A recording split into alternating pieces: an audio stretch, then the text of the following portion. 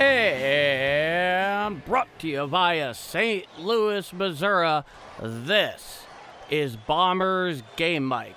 I'm Paul D, and tonight is Game 2 of the 3-game set down at Busch Stadium, where the Cardinals are once again taking on the Pittsburgh Pirates. And last night was just an amazing conclusion to an otherwise ridiculous game. The 3-run walk-off home run by Ivan Herrera, called right here, was genuinely a true pleasure. And there's one thing this team just keeps showing time and again, it's that they have an ability to stay in a game, fight it out late, and then take you out at the kneecap for the win. And for all that it's worth, for all that it comes into this and all that we've experienced, and we've been so fortunate to experience this year, I gotta say, that is a really important quality in any great team. And we don't know that this 2026 Cardinals team is great yet. I think that's something that still absolutely is an outstanding conclusion that cannot yet be drawn, because you can't say that about any team in baseball yet. Greatness is defined by winning it all very much at the end. But they are a fun team. They are a chippy team. They hang in there with you. The bullpen is definitely a question mark. For the most part, you're getting contributions from everywhere on offense. It's not just coming from the middle of the lineup. And so it's a team that shows a lot of promise, and they come into today only a half game out of first place in the NL Central.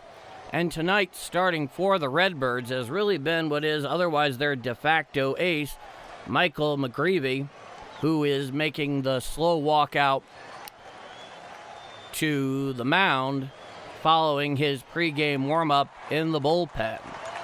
And while he does not project as a ace in the long term in terms of stuff, he's certainly pitching like that right now.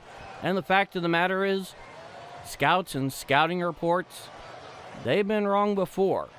The point is, this guy keeps you in games. He's been very tough. He's been executing exceedingly well. And that's about all you can ask for. So we're only about 3 or so minutes away from scheduled first pitch. So let me give you the Pirates lineup tonight for this second game of 3. You got Gonzalez leading off, playing third. You have Lowe batting second, playing second. That's convenient. You have Reynolds, the left fielder. He's batting third. O'Neill Cruz is at DH tonight. He's batting cleanup. Horowitz, the first baseman, he's batting fifth. Connor Griffin, the shortstop, he's batting sixth. The catcher, Rodriguez, he's batting seventh. Garcia, the center fielder, he's batting eighth. And Mangum, the right fielder, is batting ninth. Now, for the Cardinals, their starting lineup coming into tonight. J.J. Weatherholt, he's leading off, batting first, playing second. And last night's hero, Ivan Herrera, he's behind the dish tonight. He's batting second. At first, once again, and batting third is Alec Burleson, followed by Jordan Walker in the cleanup spot. He's out and right. Nolan Gorman, he's at DH tonight, batting fifth. And Mason Wynn, he's back tonight at short, and he's batting sixth. Prieto, he's down at third, batting seventh. Nate Church, the left fielder, he's batting eighth. And Victor Scott, the second, is in center field, and he is batting ninth. So we await first pitch here in downtown St. Louis. And it's in the low 60s. It's been kind of overcast all day. It's acceptable weather for baseball, certainly professional baseball. And I gotta say, there's no way you can't be excited. And hello, Derek White. Thank you for joining the chat here, being the one to lead us off here for Pirates Cardinals. And if you're just joining us, game has yet to begin, let me know where you're watching or listening from in the chat. In addition to that, give me your prediction for McGreevy's line tonight. How many innings? How many runs? How many strikeouts? What do you have for them tonight? So, we are standing by and awaiting first pitch from Busch Stadium. And given the weather, as it is a bit cooler than it was last night, though still clearly overcast, still clearly damp, I am curious to see how many folks are showing up to this game without a shirt on. I think at the moment, at the very least, that is the open question here among Cardinal fans if you're watching from home or if you're at the game. And if you're at the game, make sure to get a picture with a few of them. That's something that's relevant nowadays. That has currency on social media, if that means anything to you. Now here's McGreevy, 3-2, a 2.10 ERA, 11 walks, 36 strikeouts, and a whip of 0.88. Throws a four-seam, a change, a sinker, sweeper, curve, cutter, and slider. So a lot of variations on one pitch, to say the least. He's basically around 93 with the heater, but he really works out that sinker quite effectively. And tonight could be a fine way of going about doing that. So we're awaiting the leadoff hitter, Nick Gonzalez, who's going to be batting right, followed by Brandon Lowe, and then Brian Reynolds, who's a switch hitter, and O'Neill Cruz, the top four here in the top of the fourth inning. And we are standing by for that first pitch. So let me know where you're watching or listening from. And thank you for coming in and joining Bombers Game Mike here for Game 2. McGreevy, he's on the hill. He's getting in the last of his warm-ups here. I imagine he has one or two left. So we got Nate Church out in left, Victor Scott in center, Jordan Walker in right, Pareto at third, Wynn at short, Witherholt at second, Burleson at first, Herrera behind the dish, and McGreevy on the mound. Watching from Eastern Washington, Mac goes 5 with 4 hits, 2 earned runs, 7 strikeouts, and 1 walks. Cheers. Springfield, Missouri's in the house. Thank you so much for joining me. And hey, if you haven't chimed in yet in the chat, please do so. It's good to see Mason Wynn back out there at short. Now we are getting ready here for first pitch, righty-righty matchup. McGreevy, he's on the bump from the full wind. He deals inside a sinker, 92 miles per hour for a ball. And that means we are underway. Thank you for joining me here. It's a 1-0 count. McGreevy, he has his sign from the full wind. He deals. Check swing, ground ball right to McGreevy. Tosses over to Burleson first for the first out of the inning. So a couple of quick pitches and an out here to start the top of the first inning. Quick at bat there by Nick Gonzalez. No, by Derek White. I like that line. I think every Cardinal fan would sign up for that line right now. Alrighty. Stepping in is the second baseman, the lefty Lowe, righty-lefty matchup. Now here's the first pitch. Strike, curveball on the outer, third above the knees. And the count is 0-1. And already, Tarps Off crowd is getting airtime here in the Cardinal broadcast. Here's the 0-1. Just off the plate, a four-seamer, 93 miles an hour. And the count is 1 ball, 1 strike. McGreevy, he definitely has the ability to get the strikeout, but his bread and butter, keeping that sinker down. Now here's the 1-1. Hit down the first base side and well out of play. And McGreevy is ahead in the count, 1-2. Yeah, this is definitely rain slicker weather. A decent Cardinal pullover that helped propel the rain. If you find yourself at Busch Stadium tonight. McGreevy is on the mound from the full wind, the 1-2. Changeup in the dirt, bounces in front of home plate. And the count is now 2 balls and 2 strikes.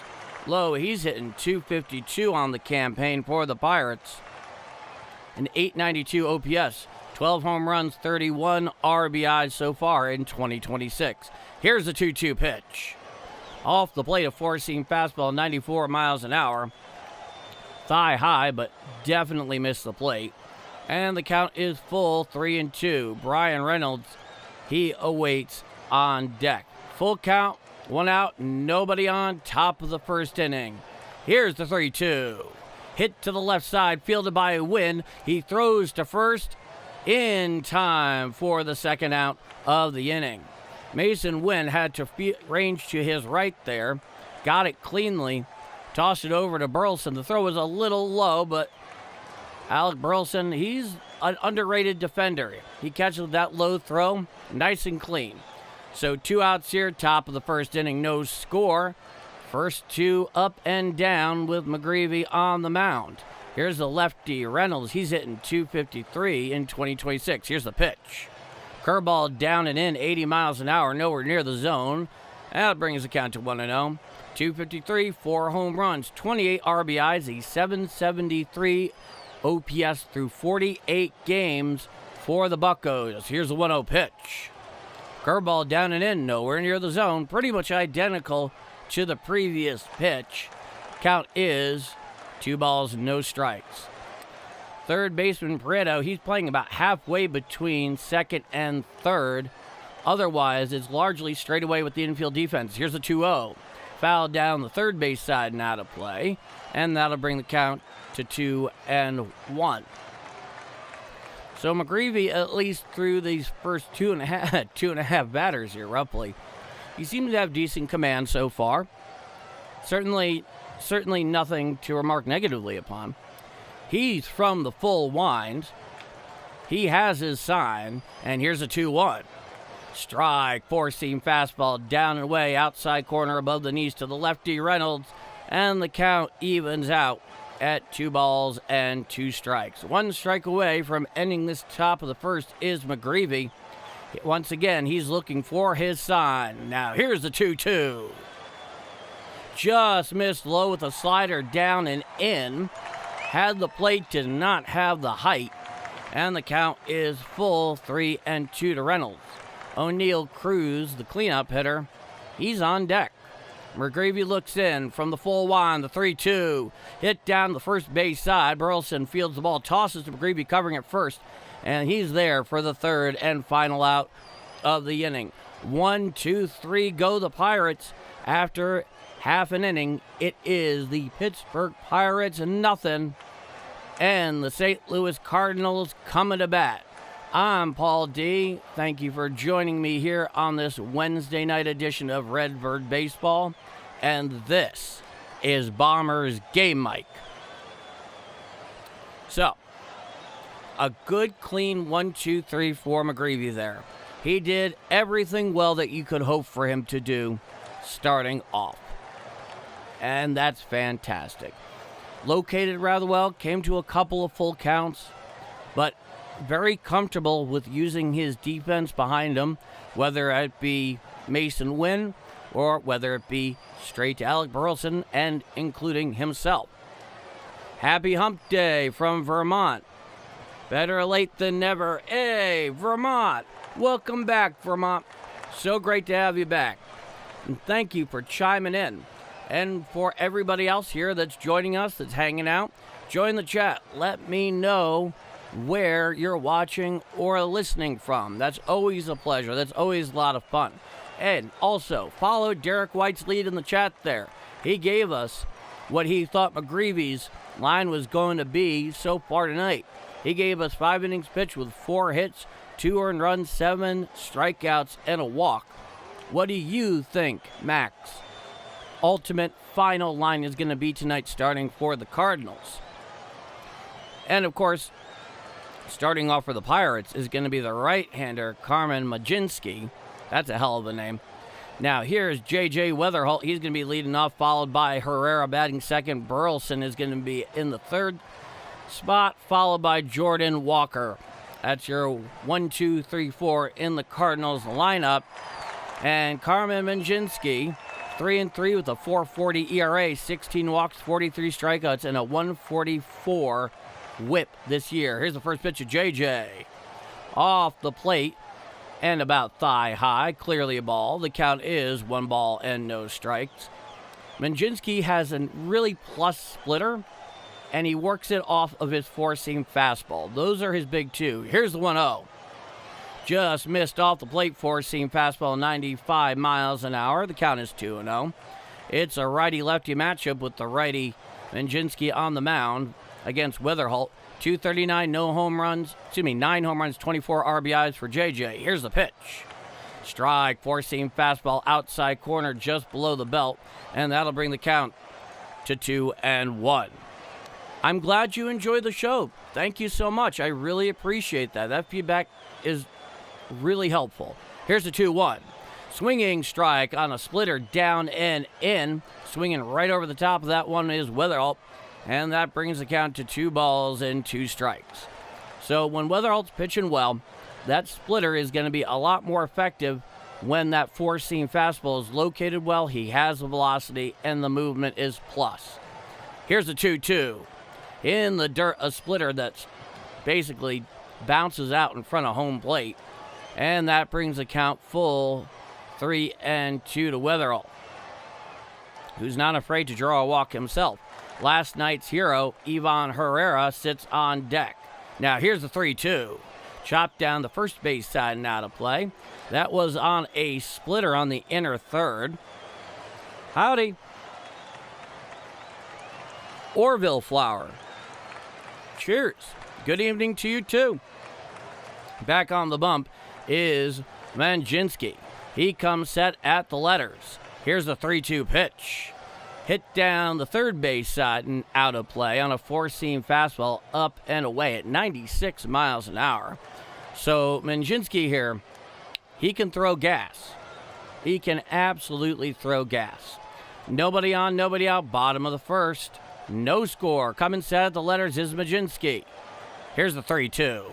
Hit to the right side and over the second baseman's head for a base hit. So a leadoff single for J.J. Witherholt, getting things started off for the Cardinals in the bottom of the first inning. And that'll bring last night's hero, the one and only Ivan Herrera. He's actually catching tonight. He's not a DH. And we are back for more Cardinals baseball. Let's go Cardinals. Cheers, cheers, cheers. Stepping in here is Herrera. Runner leads off first. Mlodzinski's always from the stretch. He sets at the letters. Here's the pitch. Upstairs, four-seam fastball, 96 miles an hour up and in. A little above the birds. And the count is 1 ball and no strikes. 263, 5 home runs, 23 RBIs through 47 games for Herrera this year. Here's the 1-0 pitch. Strike, sinker, inside corner, above the knees. And the count is 1-1. Dixon, Missouri is in the house and entered the chat. Thank you for making yourself known. Welcome aboard. Now, here's the 1-1.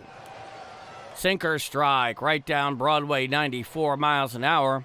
And Herrera now has himself in the hole to Mlodzinski, a 1 ball and 2 strikes. J.J. Witherholt following the leadoff single. He leads off first. Coming set at the stretch is Mlodzinski. Now, here's the 1-2 pitch. Foul down the first base side and out of play. And the count remains 1-2. Hey, like and share the stream, please. That'd be very helpful. Liking it, streaming it, all great stuff. 7-game hitting streak right now for Ivan Herrera. The most important of which of those hits came in the 11th inning last night. Runner on first and nobody out. So 1-2 count. It's a righty-righty matchup. Here's the 1-2. Slider down and away. Well missed the zone on a slider. Largely floats over the lefty batter's box. And the count is now 2 balls and 2 strikes. J.J. Witherholt gets a decent lead off first. Here's the 2-2. Hit on out there to right center field. Coming on over is the center fielder, and he pulls it in for the first out of the inning.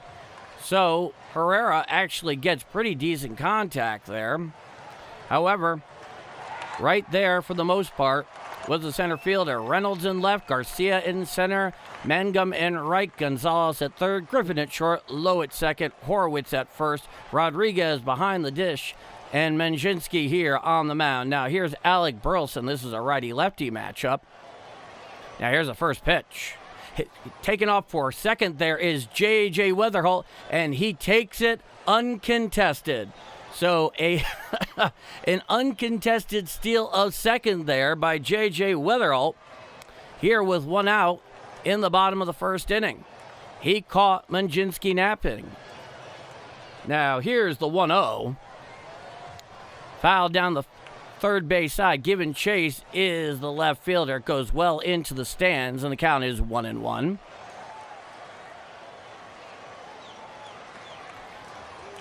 He either went 1 for 4 or 1 for 5.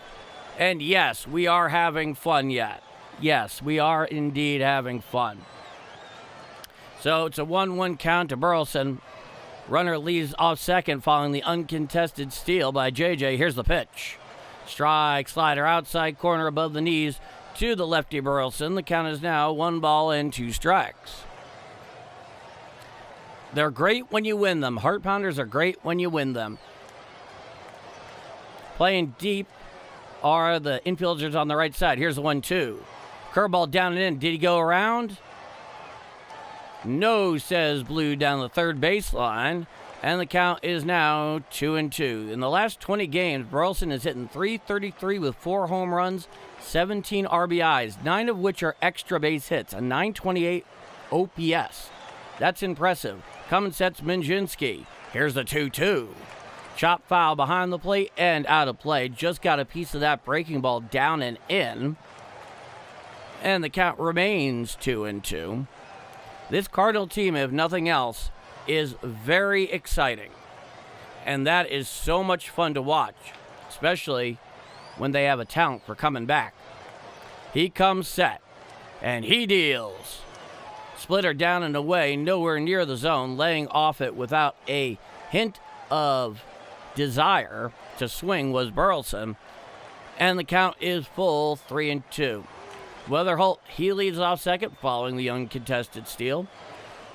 1 on, 1 out. Here's the pitch.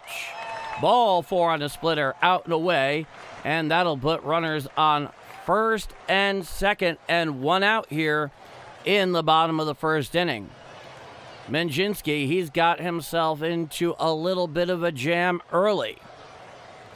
Cards come in tonight tied with the Cubs for second in the NL Central and half a game behind Milwaukee. Yes, indeed. In fact, they are ahead of the Cubs by 1 game in the loss column. Here's the first pitch to Walker. Slider just missed the plate down and away, and that brings the count to 1-0. Yeah, the Cards are 1 game ahead of the Cubs in the all-important loss column and half a game behind Milwaukee in first. Coming set is Mlodzinski. Runners on first and second. Here's the pitch. Hit on out there to medium right field. Going back a few steps, and to his left is the right fielder. He makes the catch. Weatherholt tags from second. He's going over to third. So a sac fly there by Jordan Walker, and that makes it runners on first and third with 2 out here in the bottom of the first inning for the Cardinals. And now here comes the DH tonight, the lefty Nolan Gorman, who has a 6-game hitting streak. At that time, he's hitting .389 with a home run and 3 RBIs, a .1097 OPS over that stretch. Runners on first and third, 2 out. Coming sets Mlodzinski. Here's the pitch.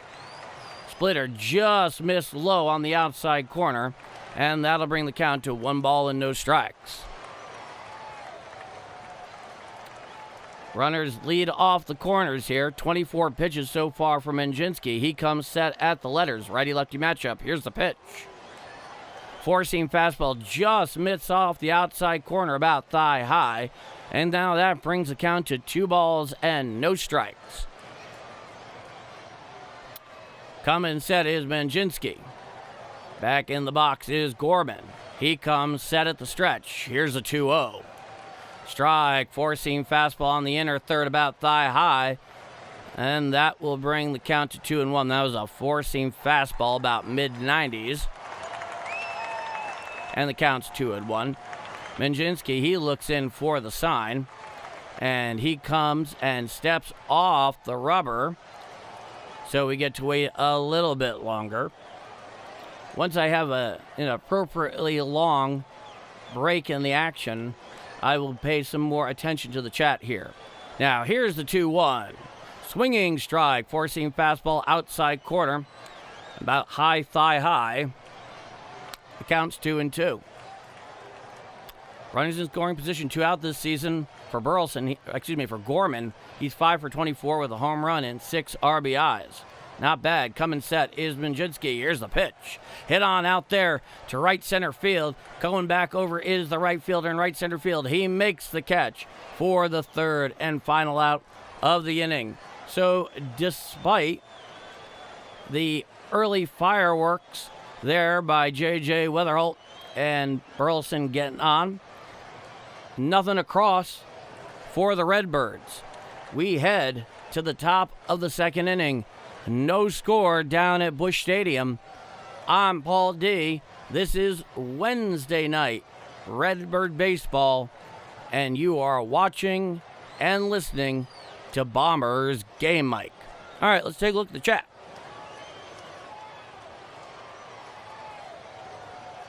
I read where Duel down in the minors recently added 2 new pitches.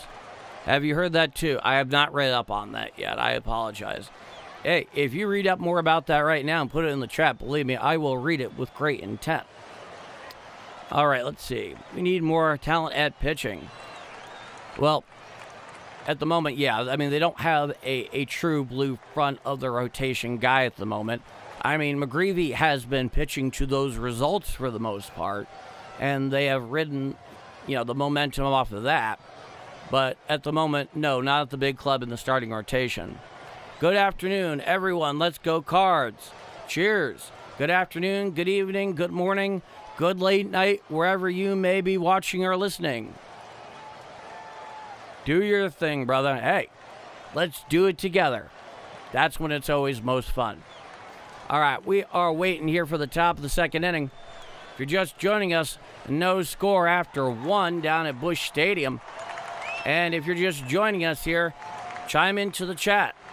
Let us know where you're watching or listening from. Always love that when I see it. I always call it out as soon as I see it, so long as I see it. All right, we are back here for the top of the second inning, and we have O'Neill Cruz coming up. He's going to be followed by the first baseman Horwitz, and then, of course, their mega top prospect, the shortstop, Connor Griffin. And another in-game interview, this time with the hitting coach. I tell you, these in-game interviews, they drive me nuts. Now, here's the first pitch to Cruz. Outside a changeup, nowhere near the zone to the lefty. O'Neill Cruz, the count is 1-0. Cruz is in the cleanup spot. He's hitting .264 in 2026. McGreevy, he's full from the full wind, so righty-lefty matchup. Here's the pitch.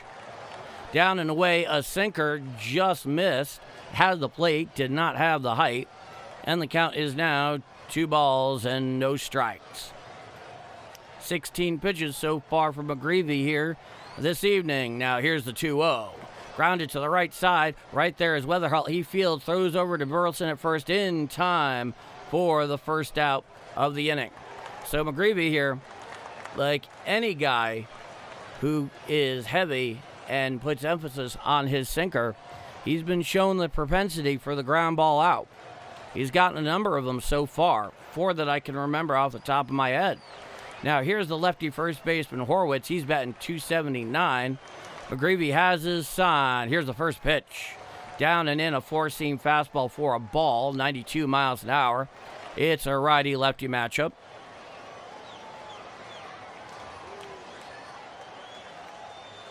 Roger that. 1-0 count here. Looking for the sign is McGreevy. He has it from the full wind, the 1-0. A curveball down and in, misses the plate. Didn't have the plate, didn't even have the height. That count is now 2-0. Now, of course, for McGreevy, he has to attack the zone and keep the ball down, especially with that sinker. Here's the pitch. Strike, sinker, right there on the inside corner, right at the knees. And the count is now 2-1 to the lefty Horwitz. And it's good to see Mason Wynn back out there. He had a precautionary MRI the other day. Now here's the 2-1. Hit on down the right field line, looking up, and it is gone. A low-liner solo home run by Horwitz right down the right field line, and that will give the Pirates a quick 1-0 lead here in the top of the second inning. And we'll have to go back on the replay on that. But I suspect it seemed like a breaking ball down and in, but let me double check on that. Yeah, it was a cement spinner slider down and in to Horwitz. And anytime you hang a ball there to lefties, it's right in their wheelhouse. That is the natural swing path for left-handed hitters. And when you miss there, the results are not often great. Now here's the first pitch. Sinker down and away for a ball at 91 miles an hour to the righty shortstop, Connor Griffin. The count is now 1 ball and no strikes. McGreevy, he looks in for the sign. He's at the full wind. Here's the 1-0. Hit to the left side and past Prieto at third. Fielding is Church out and left. So a 1-out single there by Connor Griffin. And the Pirates now have a runner on first with 1 out here in the top of the second following the solo job by Horwitz. So when he's not keeping that ball down, it can turn into batting practice very quickly. Leading off first is Connor Griffin. Now here is the lefty hitting Rodriguez, righty-lefty matchup. Thrown over to first is McGreevy. Back easily is Connor Griffin. He had a less than nothing lead. Through 3 games, Andy Rodriguez, no home runs, 2 RBIs, 2 hits and 9 at-bats. Coming set below the belt is McGreevy. Here's the pitch. Strike, four-seam fastball on the outer third at the knees, and the count is now no balls and 1 strike. 24 pitches so far for McGreevy here in this start tonight. He comes set at the stretch below the belt, throws back over to first. Back easily once again with the head first slide is Connor Griffin. And the count remains 0-1. Back at the stretch is McGreevy. Sets below the belt. Here's the 0-1. Changeup down and in, nowhere near the zone to the lefty Rodriguez. And the count is 1-1.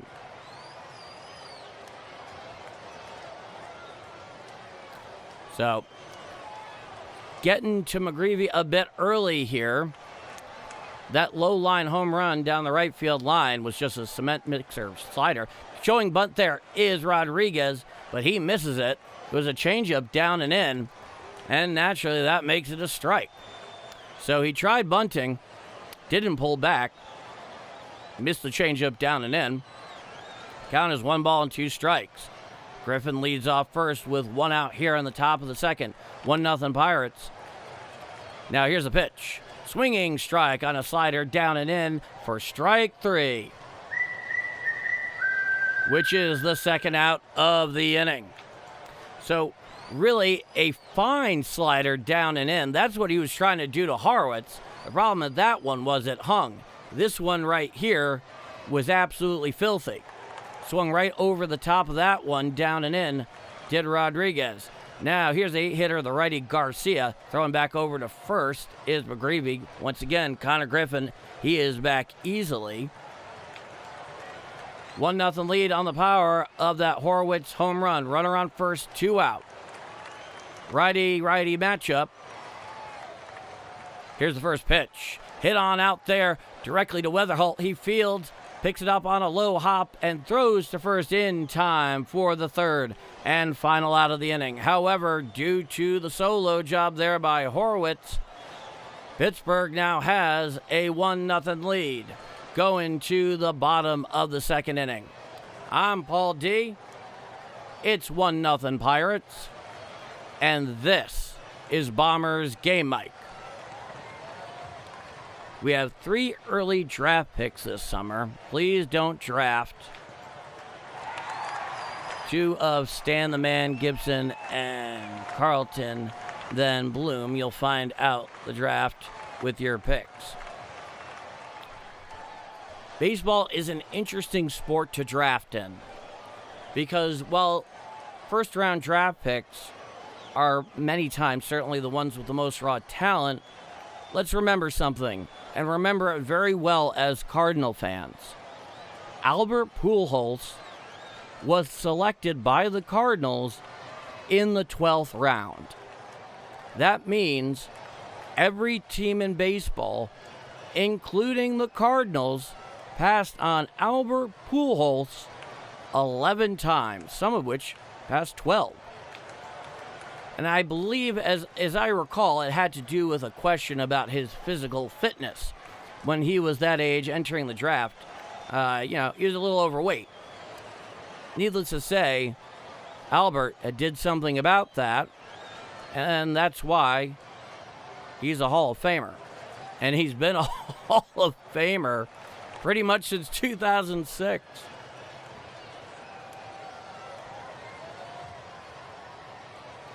Yeah, this Cardinal team was definitely taken very lightly in preseason projections and predictions. All the better. All the better. Good evening, Paula D. Hey, DH Philly, our guy in Uganda. Now we're here for the bottom of the second inning. Here is the first pitch. Hit to the left side and lined right there to the third baseman Gonzalez for the first out of the inning. So that was a quick first pitch line out there by Mason Wynn. Made solid contact. Nick Gonzalez was simply waiting there for him. Them's the breaks. So now here comes the lefty Prieto. He's playing third tonight.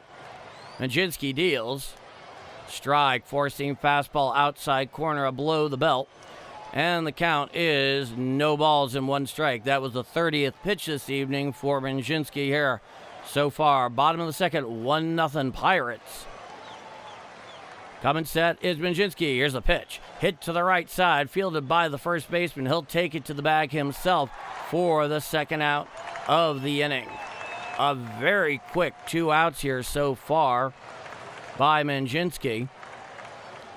He looks like maybe he's settling in just a little bit. Now here's the 8-hitter, Nate Church. He's out in left tonight, which is where he usually is, though, of course, Ali Marmol will move him around. Nobody on, 2 out, bottom of the second, 1-0 Pittsburgh. Coming set it at the letters is Mlodzinski. Here's the pitch. Strike, four-seam fastball inside corner thigh high. And the count is 0-1. And Mlodzinski here, he's now currently attacking the strike zone. Here's the 0-1. Strike, splitter, outside corner at the knees. 88 miles an hour, and the count is 0-2.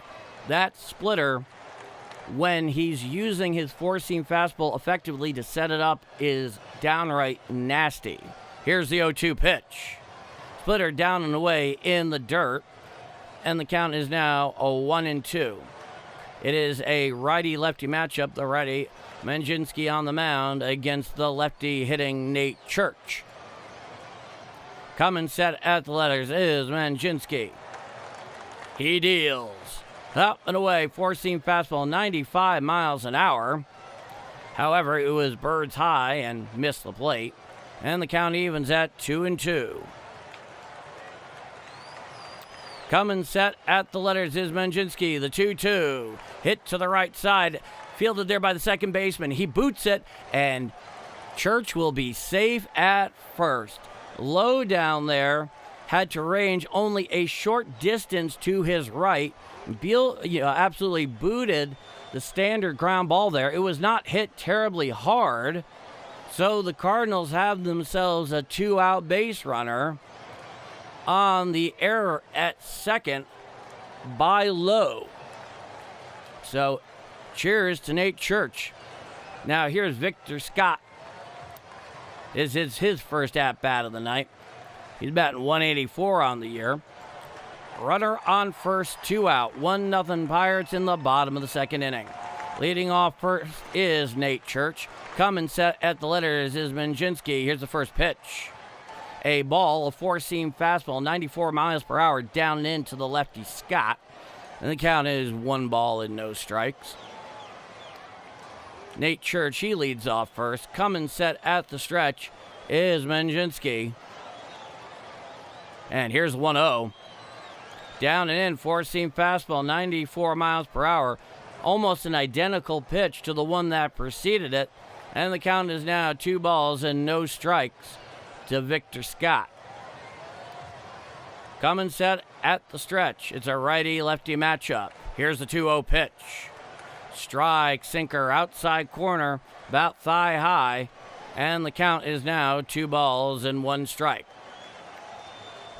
So a little late action here. Will the Cardinals take advantage of that error? We shall see. Now, coming set, the 2-1 pitch. Strike, splitter, outside corner, thigh high, and the count is even at 2-2. That was the 40th pitch of the outing right now for Mlodzinski. 184 for Vic Scott, 2 home runs, 7 RBIs through 45 games. He's not an offensive force. Here's the 2-2 pitch. Foul back behind the plate and out of play on a four-seamer up and in at 96 miles an hour. And the count remains 2-2. And the infield defense is largely shaded towards the right field side. Here's a 2-2 pitch. A slider in the dirt, down and in. Nowhere near the zone. Slider at 91 miles an hour. And the count is now full 3-2 to Vic Scott. With 2 out and a full count here, Nate Church is going to be taken off with this pitch. Coming sets Mlodzinski. Here's the pitch. Hit on out there to right field. Going back as the right fielder. About 10 feet in front of the track. He makes the catch for the 3rd out of the inning. So nothing doing there for the Cardinals. 1-2-0 Pirates. 0-2-0 for the Cardinals. We head to the top of the 3rd inning. I'm Paul D. And I'd like to thank you all so much for joining me here tonight for some Cardinal baseball. If you're enjoying the stream and you enjoy my call, please leave a like. Really helps out a young and small channel like my own. And if you want to see it again in the future when I'm calling games, by all means, hit subscribe, hit the notification bell. It goes a long way. And with that in mind, you are watching and listening to Bombers Game Mike. Let's take a look at the chat. Okay, yeah, Newt is down in Memphis. I know he's on something of a rehab assignment. They could definitely use his bat right now, that's for sure. It definitely will extend their lineup in a meaningful way. Even though, for the most part, they have made do, which is what good teams do when injuries occur. And, it obviously also tests, the depth of the roster and certainly the farm system to certain extents, to be sure. But, no, it'd be good to have Newt back. It'd be good to have him back. It is reinforcements that the Cards certainly can benefit from. Well, we await the top of the 3rd inning.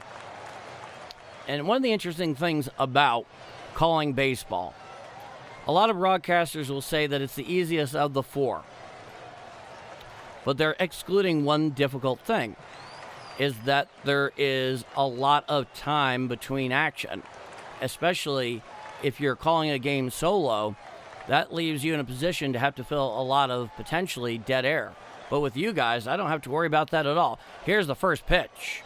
Strike, cutter, outside corner, just below the belt to the righty, left-handed hitting Mangum. And the count is now 0-1. And, Tarps off crowd tonight. They're wearing a bunch of boonie caps. Hit on out there to left field. Right there is Nate Church. He hauls it in for the 1st out of the inning. Yeah, they're taking off their shirts and they're spinning them. And they all have white boonie caps that are Cardinal themed. I get the feeling the marketing department might have given that to them. But that's just Paul being cynical. One out, nobody on, top of the third inning. Back to the top of the order here for the Buccos, and that means the righty third baseman Gonzalez. Here's the pitch. Strike, four-seam fastball, inside corner, thigh high, and the count is 0-1. Gonzalez grounded out earlier, 312, no home runs, 19 RBIs through 43 games this year. From the full wind, McGreevy deals. Swinging strike, four-seam fastball out over the plate, right below the belt, and the count is now no balls and 2 strikes to Nick Gonzalez. So McGreevy, he's looking to get himself evened out after that top of the second. He's from the full wind. Here's the 0-2. Hit to the left side and foul. Just breaks to the left of the bag there. And the count remains no balls and 2 strikes. Hey, Guarin's in. Infield defense is largely straight away and playing deep. McGreevy has the sign. Here's the 0-2. Changeup down and in to the righty Gonzalez, nowhere near the zone. And the count goes to 1-2. Tulsa, Oklahoma with Guarin in the house. They got Burleson, Weatherholt, Walker, and Church going tonight on their fantasy team. Cheers, Guarin. Now here's the 1-2. Sweeper down and away out of the zone, 81 miles an hour, and that brings the count to 2-2. It's a righty-righty matchup here. McGreevy, he has his sign. Setting up on the outside corner is Herrera. Here's the 2-2. Hit to the left side and through the hole for a base hit. So, Nick Gonzalez has himself a one-out single here in the top of the third inning for the Buccos. And now here comes the second baseman, the lefty hitting low. He gets back into the box. Runner on first, one out here in the top of the third inning. From the stretch is McGreevy. He comes set below the belt. Here's the first pitch. Off the outside corner, a four-seam fastball, 91 miles an hour. And the count is 1 ball and no strikes. Gonzalez leads off first. It's a righty-lefty matchup. McGreevy looks over towards first, and he comes set at the belt. He throws back over to first. Gonzalez is back easily with a less-than-nothing lead. Let me know where you're watching or listening from right there in the chat if you're just joining us here tonight. Coming set at the stretch is McGreevy. Now here's the 1-0. Swinging strike on a changeup down and away. A very major league changeup that faded down and away to the lefty low, and the count is now 1-1. When a changeup, especially a circle change, get back to this in a moment, 0-for-1 with a ground out is low. He's hitting 250 on the year. When a lefty batter is up and you have a right-handed pitcher who throws a circle change, which is supposed to go and break arm side for the right-handed pitcher. Here's the pitch. Strike, four-seam fastball, right down Broadway, middle, 91 miles an hour. The count's 1-2. And he executes it where it's going and fading down and away the left-hander, and they swing right over the top of it. An absolute thing of beauty. That's what happened to Lowe there in the pitch before this last one. Runner on first, one out. It's a 1-2 count. Stepping back into the box is the lefty hitting Lowe. McGreevy comes set at the stretch. Here's the 1-2. A cutter up and away, 87 miles an hour, nowhere near the zone, and the count is 2-2. Texas is in the house. The Lone Star State. Welcome to the stream, my friend. Thank you for making yourself known. Coming set at the stretch is McGreevy. Here's the 2-2. And chop fouled over to the Cardinal on deck circle, and the count remains 2 balls and 2 strikes.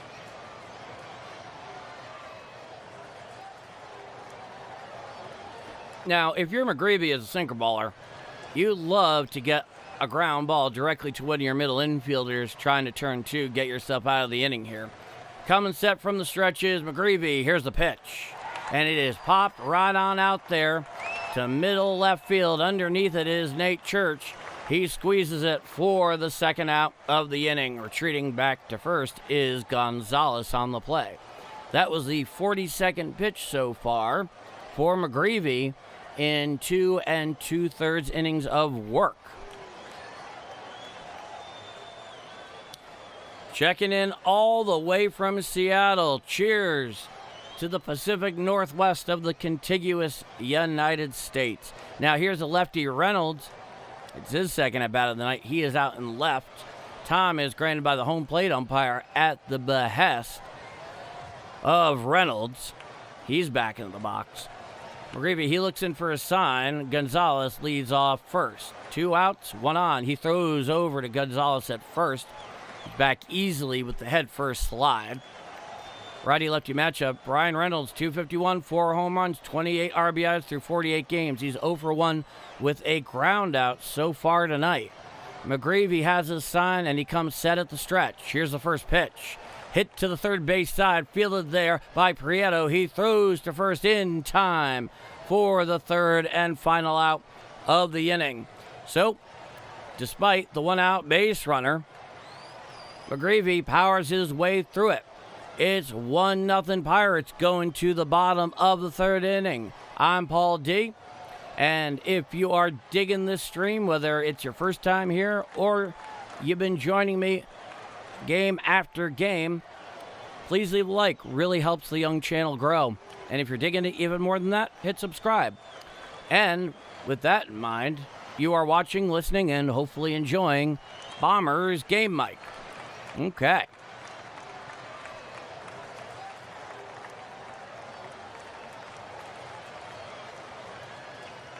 Yeah, I always found that incredible that they traded Brock.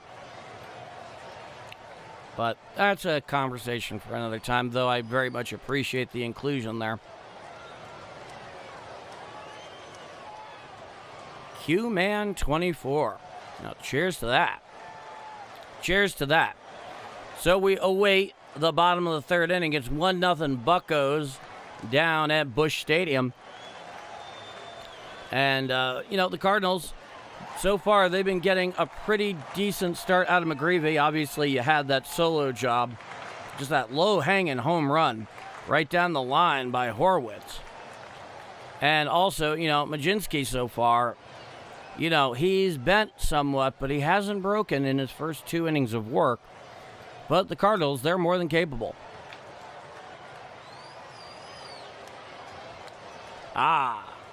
Tri-Cities. Yep, time to get something on the board here in the bottom of the third inning. J.J. Weatherholt, he's going to lead this one off for his second at-bat, so the Cards are to the top of their lineup here once again. Righty-lefty matchup. Mlodzinski, he comes set at the letters. Here's the first pitch to J.J. Curveball low. It was over the plate, but about shin high. And the count is 1-0. 1 for 1 tonight with a single and a stolen base. That stolen base by J.J. was uncontested. Really a beautiful thing to see. Mlodzinski comes set at the letters. Here's the 1-0 pitch. Strike, curveball, outside corner, thigh high, and the count is 1-1. Mlodzinski, like a lot of starters today, will forsake the windup and just stay in the stretch so they don't have to change their mechanics with runners on. Here's the 1-1 pitch. Hit to the right side and foul. Just fouled around the bag at first, and that'll bring the count to 1-2 strikes to the Cardinals' lefty hitting second baseman. And how good has he been for the Cardinals this year? Talk about an important piece. Coming set is Mlodzinski. He deals. Hit to the right side and through for a base hit into right field. So a leadoff single here for J.J. Weatherholt in the bottom of the third inning. And the Cardinals have a little something cooking here, down 1-0 in the early going.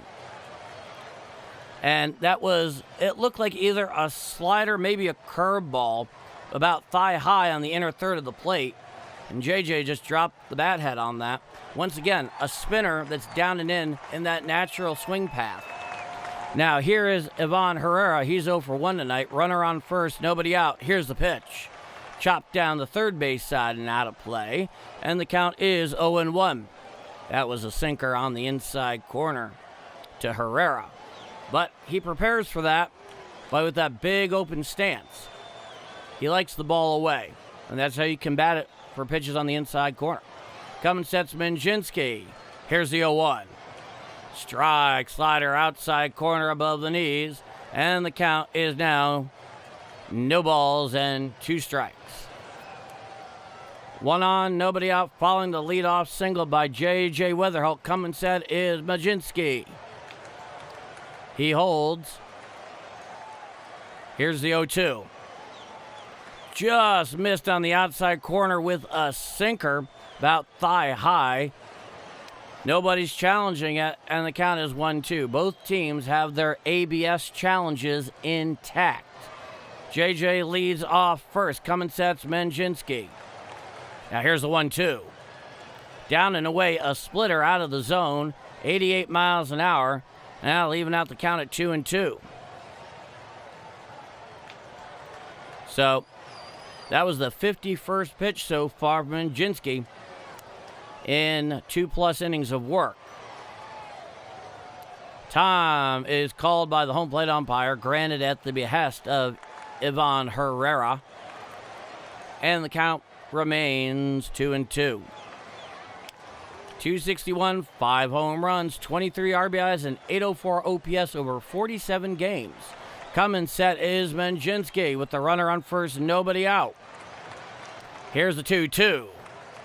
It's a weak ground ball, a fly ball out to shallow right field. Coming in as a right fielder. He makes the catch. He throws on over to first, and it throws wide, but the catcher is backing up the wild throw from the right fielder back to first.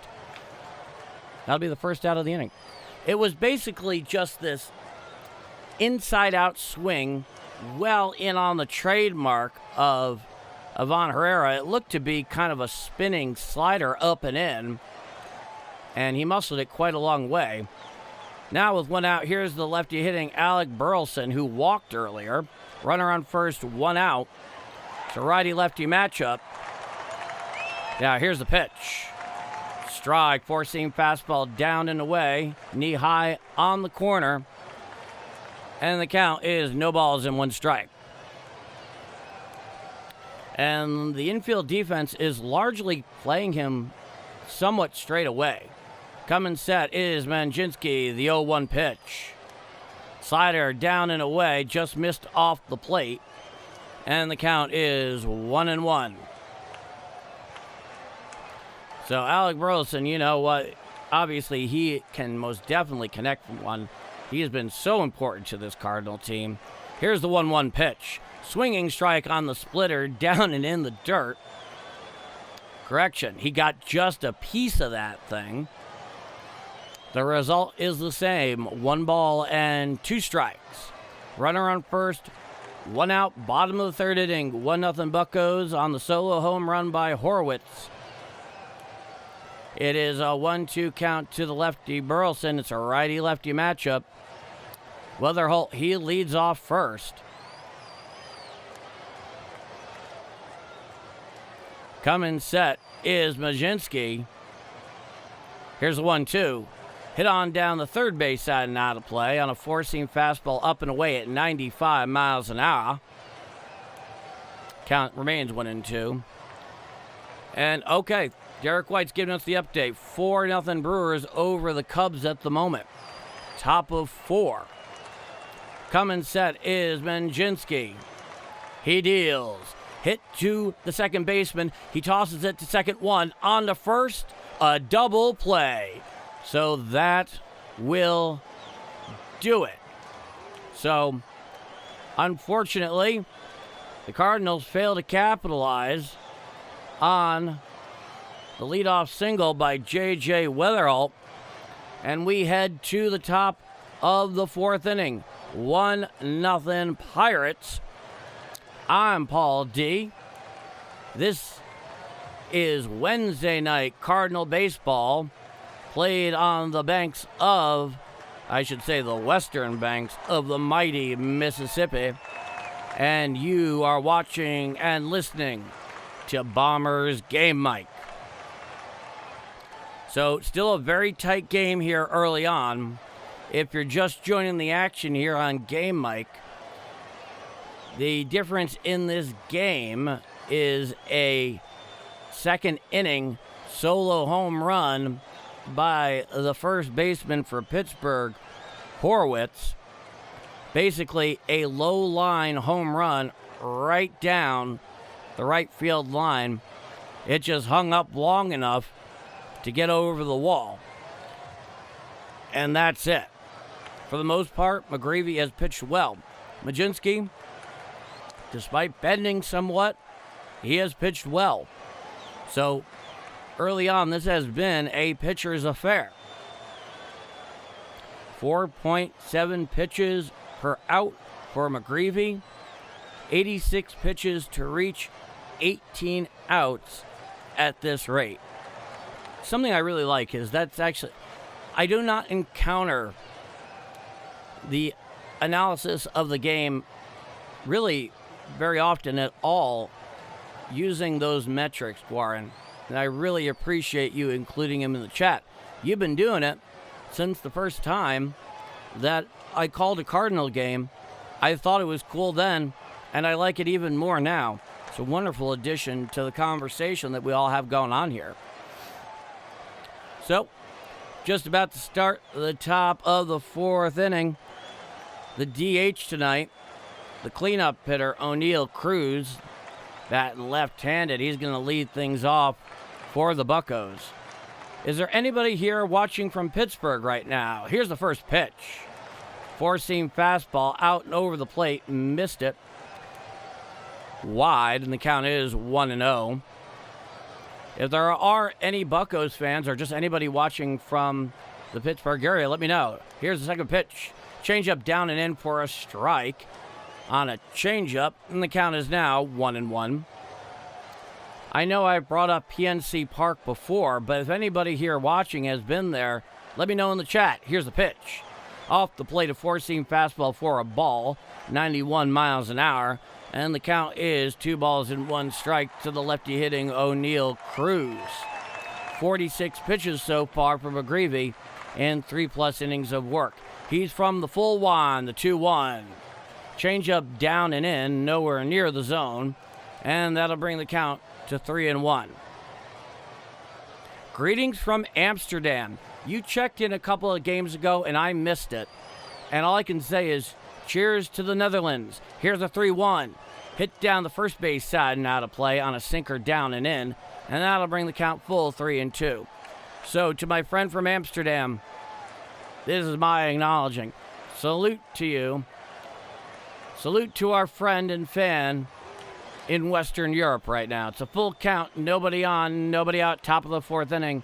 Now here's the 3-2 pitch. Grounded right up the middle. Right there is Mason Wynn. He throws to first in time for the first out of the inning. Mason Wynn was playing just to the left field side of second, so he only had to go over a step to that ball that was hit skipping right up and over second base. He picked it up on a couple of hops, had O'Neal Cruz very cleanly. Oh, the Soviet Union. I see. Are you a time traveler, my friend? Now, here's the first pitch. Four-seam fastball outside for a ball. Count is 1-0 to Horwitz, who's 1 for 1 with that solo home run. That's the difference in this game. Horwitz, he's a left-handed batter. Righty-lefty matchup. Now, here's the 1-0. And that is a fly ball out to center field, going about a half dozen steps over to his right. And Vic Scott pulls it in for the second out of the inning. Yes, get that Dutchman a card shirt if he doesn't already have one.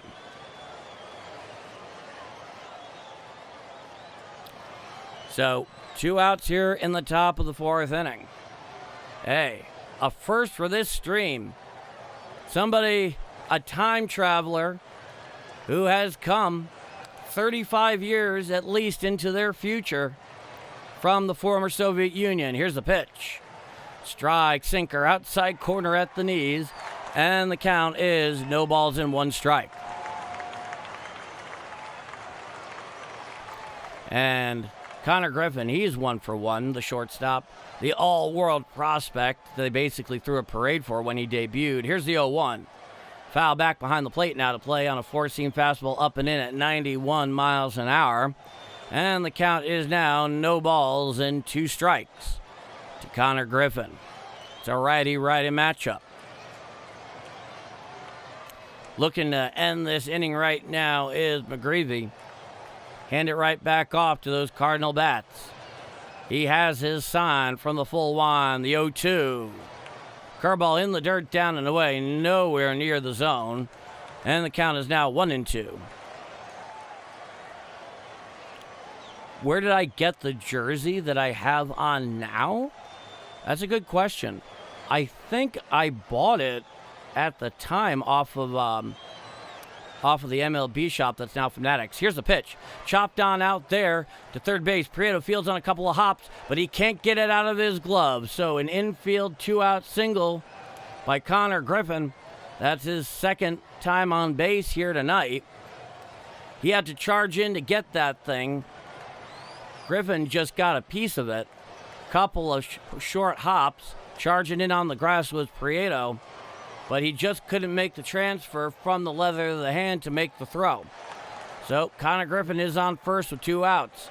Now here's the lefty hitting catcher tonight, the 7-hitter, Rodriguez for the Buccos.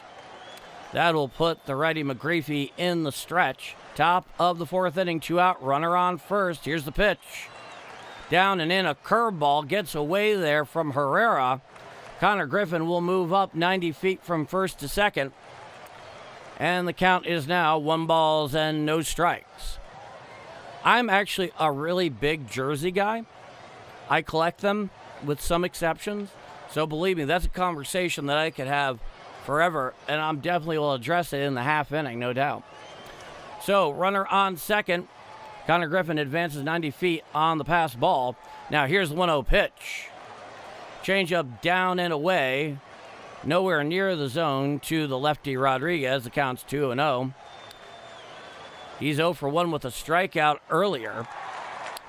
Runner leads off second. 2-0 count. Righty-lefty matchup.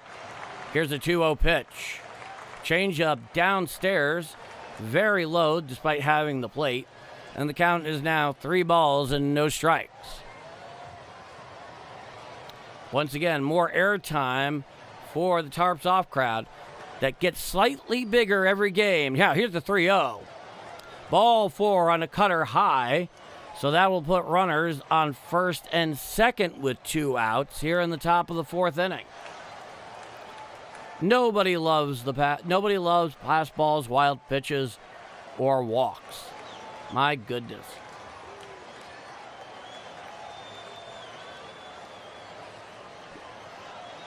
Now here is the righty hitting Garcia. It's a righty-righty matchup. Here's the first pitch. Sinker down and away out of the zone. Just missed the plate.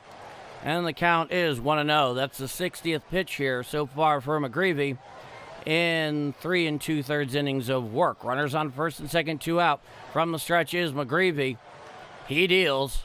Hit right on up the middle and through for a base hit. Victor Scott fields the ball, tosses it back on in, and he throws to second, and the runner gets back to second in time, but the run does score, and that will give the Pirates a 2-0 lead. So some 2-out thunder here for the Redbirds.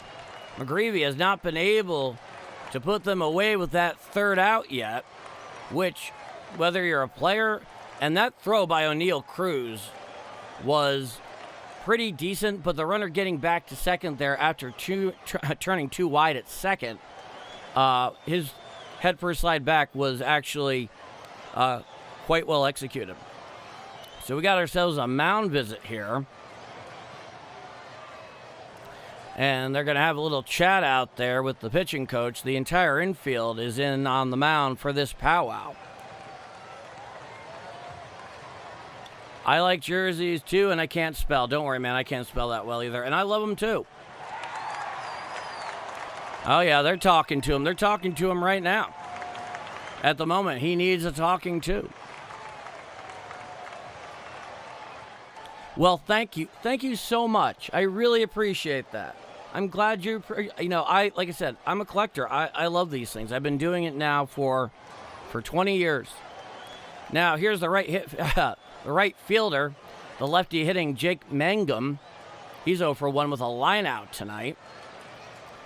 Runner on first and second, 2 out. Coming set is McGreevy. And here's the first pitch. Curveball down and away for a ball. And the count is 1-0 to the lefty, Mangum. Well, the baby blue jerseys, hey, it's always a matter of taste. To each their own. Coming set is McGreevy. Here's the pitch. Hit on out to the left field side and goes just foul down the line. And the count is 1-1. I will say this, though. The Cardinals, in general, just talking about their base standard primary jerseys, are by far some of the nicest in all of sports, not just baseball. They are really a thing of beauty. Though I do have quite a few things to say about Nike and, by extension, Fanatics and how they've handled jersey manufacturing. Coming set. Here's the 1-1. Chopped down the third base side. Fielded there by the third baseman, Fredo. He throws to first.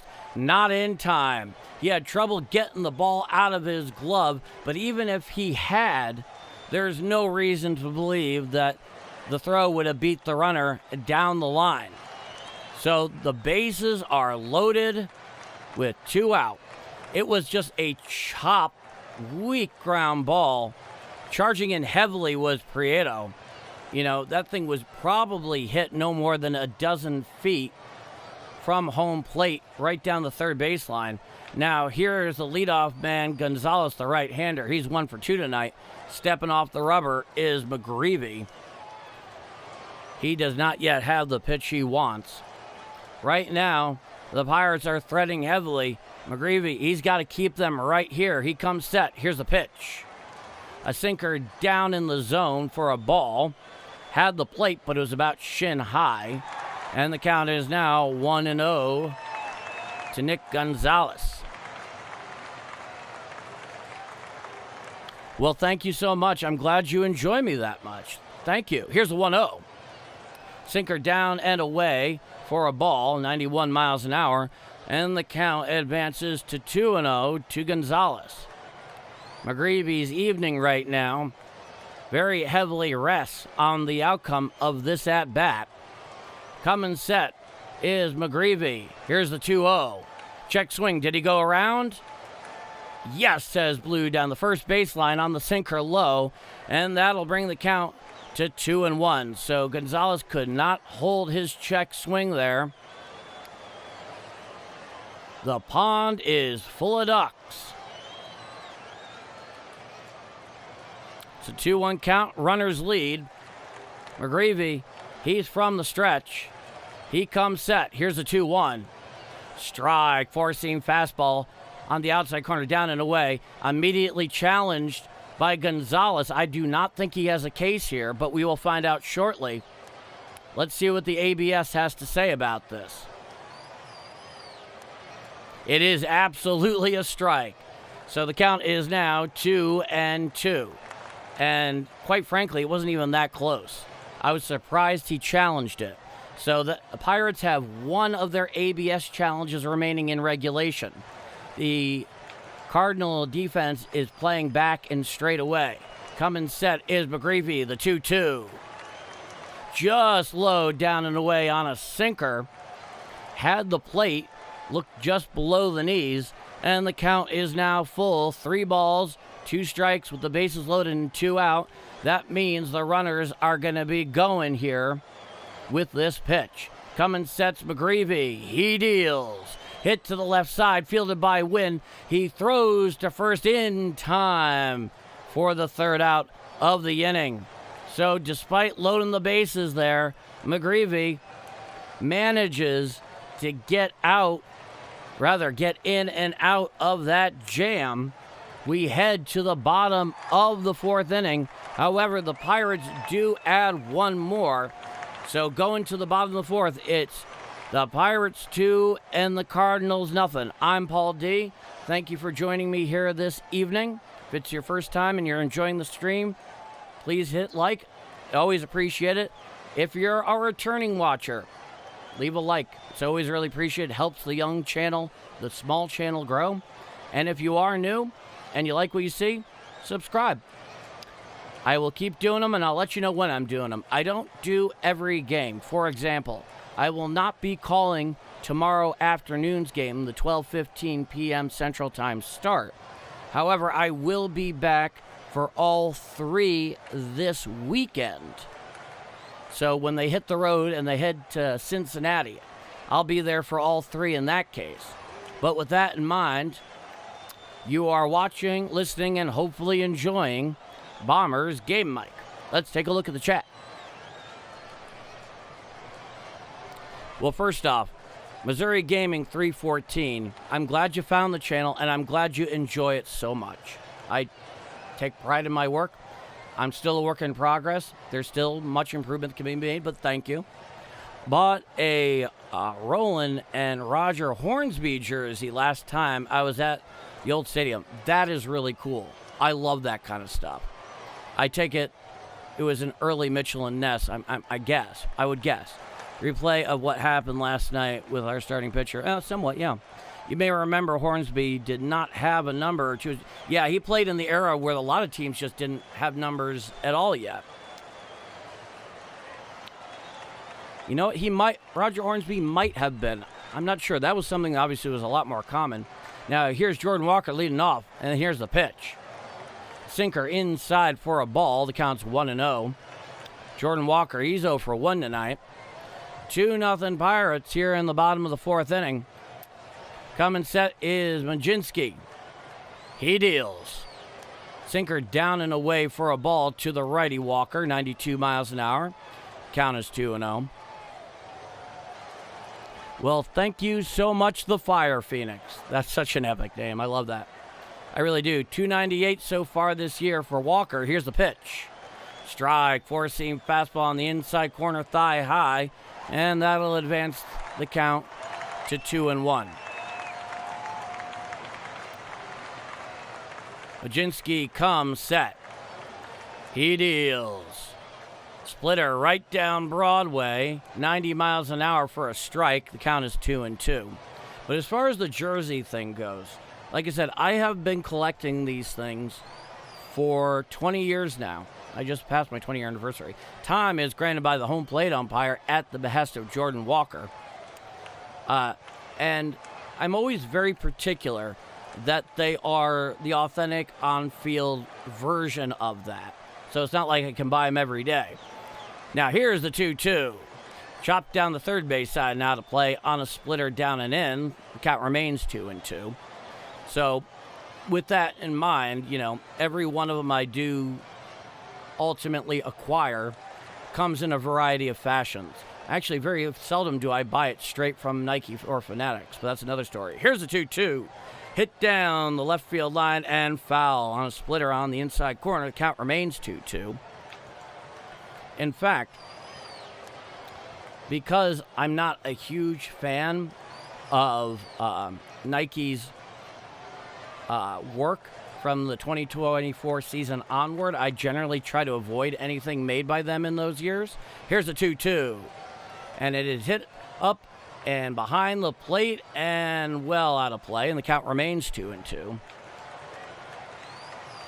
But, you know, when Majestic was doing it for a really long time, they always put together really quality work. They had a facility in Pennsylvania that was first class. Coming set is Mlodzinski. Here's the 2-2. Check swing. Did he go around? No, says Blue down the first baseline. He was able to check his swing on that sweeper going down and away, and that'll bring the count full 3-2 to all-world Jordan Walker. So it's a full count. Nobody on, nobody out. Bottom of the fourth. Here's the pitch. Foul down the first base side and out of play, and a four-seam fastball down and away at 96 miles an hour. This one here was made in 2023, so this is the last of the Nike largely just kind of operating and picking up where the Majestic operation left off. Then 2024, it got weird. Here's the pitch. Hit right there to the third baseman, Nick Gonzalez. He fields and fires, throws in time for the first out of the inning. So he beats Walker, who is just flying down the baseline there by maybe half a step for the first out of the inning. But a lot of times what I'll do is actually, I'm a big fan of acquiring, authentic jerseys actually on eBay. Now here's the first pitch to Gorman. Strike, splitter on the outer third about thigh high, and the count is 0-1. Gorman, he's 0 for 1 with a fly out. 237 with 6 home runs, 25 RBIs on the campaign. Coming set is Mlodzinski. He deals. Up and away, a splitter, nowhere near the zone. And that'll bring the count to 1-1. Because there's a lot of good sellers with good reputation that sell excellent stuff. And if you know what you're looking for, you can get some pretty good deals from stuff that's in really good shape. Coming set is Mlodzinski. Here's the 1-1. Inside a splitter, nowhere near the zone to the lefty Gorman. The count is now 2-1. Wow, you bought an old Red Army hockey jersey off of eBay. That's quite a pickup. Just as somebody who appreciates history, especially Cold War history, infield defense is shaded heavily to the right field side with the lefty Gorman at the plate. Coming sets Mlodzinski. He deals. Is off. High fly ball there to medium right center. Underneath it is the right fielder. He makes the catch for the second out of the inning. That's quite a pickup, my friend. I'm curious what shape it was in and how much you got it for. That would be really interesting to find out. Now, here's the shortstop, first game back. Good old Mason Wynn. He's 0 for 1 with a lineout. 41 games, hitting .253 with a home run and 17 RBIs. 680 OPS. Nobody on, 2 out here at the bottom of the fourth. 2-0 Pittsburgh. And here's the first pitch to Wynn. Strike, four-seam fastball just above the knees on the outer third, and the count is 0-1. $80. That's a good pickup. Very nice pickup.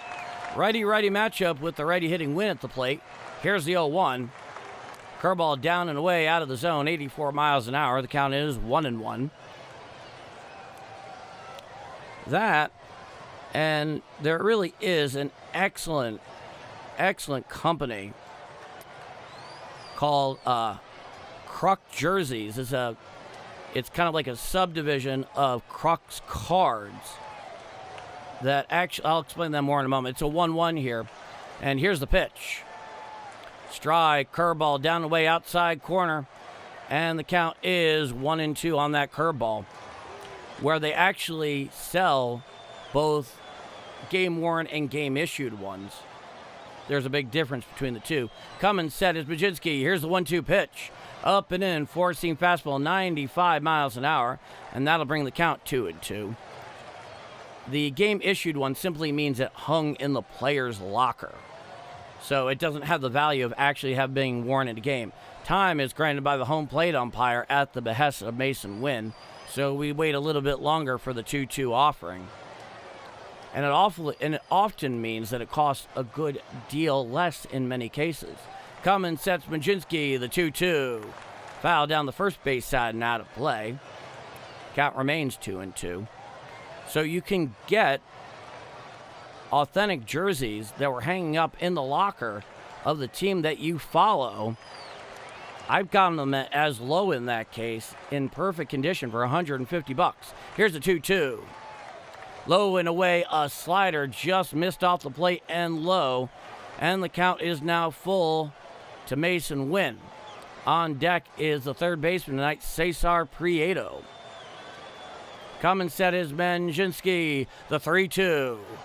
Called strike 3 on the four-seam fastball outside corner for the third and final out of the inning. We head to the top of the fifth inning, 2-6-0 Pirates, 0-3-0 for the Cardinals. I'm Paul D., This is Wednesday night Redbird baseball from the western banks of the mighty Mississippi. And you are watching, listening, and hopefully enjoying Bombers Game Mic.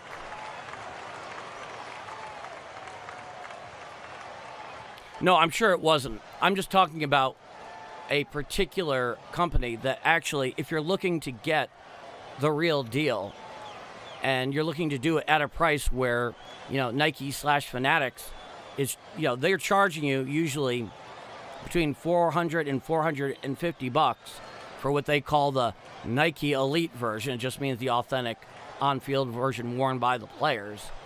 And you want the same thing for your team, and you're less concerned about the player sometimes. Sometimes you'll find something cool, and it's game issued. Like I said, I remember I got a 2016 game issued Tigers jersey, a Road Tigers jersey for K-Rod. The longtime closer back in the 2000s for the Angels and the Mets. And that's a guy who was an elite closer in Major League Baseball for quite a long time.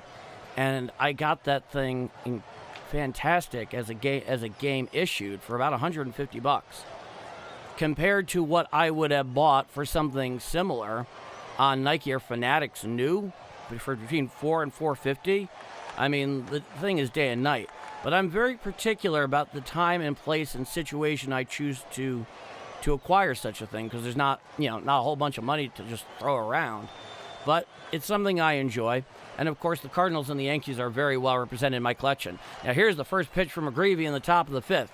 Curveball strike, swinging down and in to the lefty, hitting low, and the count is 0-1. An old Hartford Whalers jersey. Oh, boy. Interesting thought here in a moment. From the full wind is McGreevy. And here's the 0-1. Up and away, four-seam fastball, nowhere near the zone, 90 miles an hour. The count is 1-1. So I'm originally from southwestern Connecticut. Brendan Lowe, he's 0 for 2 with a ground-out fly-out.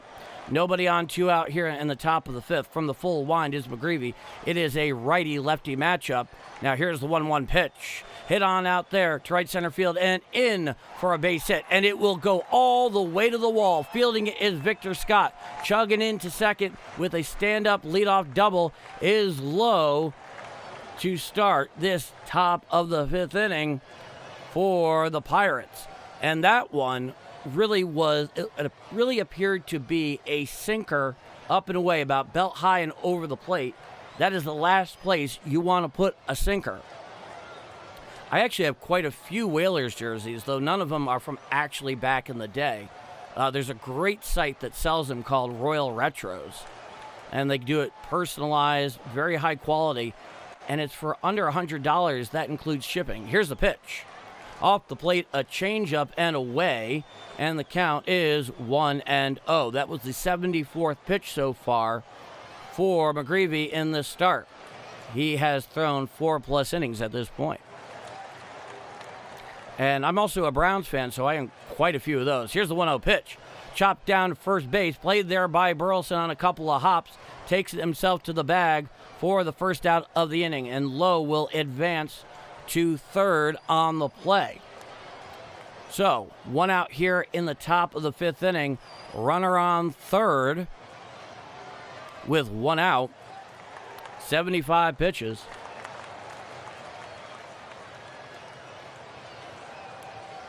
Well, with Ingenuity podcast, I did not expect to be getting a historic factoid on the classic barber's chair for this call. Now, here's O'Neill Cruz, his third at-bat. Here's the pitch.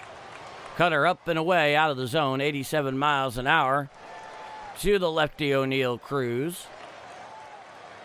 And the count is 1-0. It's 2-0 Pirates here in the top of the fifth. The infield defense is largely playing even with the bag. They want to be able to cut down low if there is a ground ball or they catch it on a hop, and they need to basically cut them down at the plate. Here's the 1-0 pitch. Did he go around?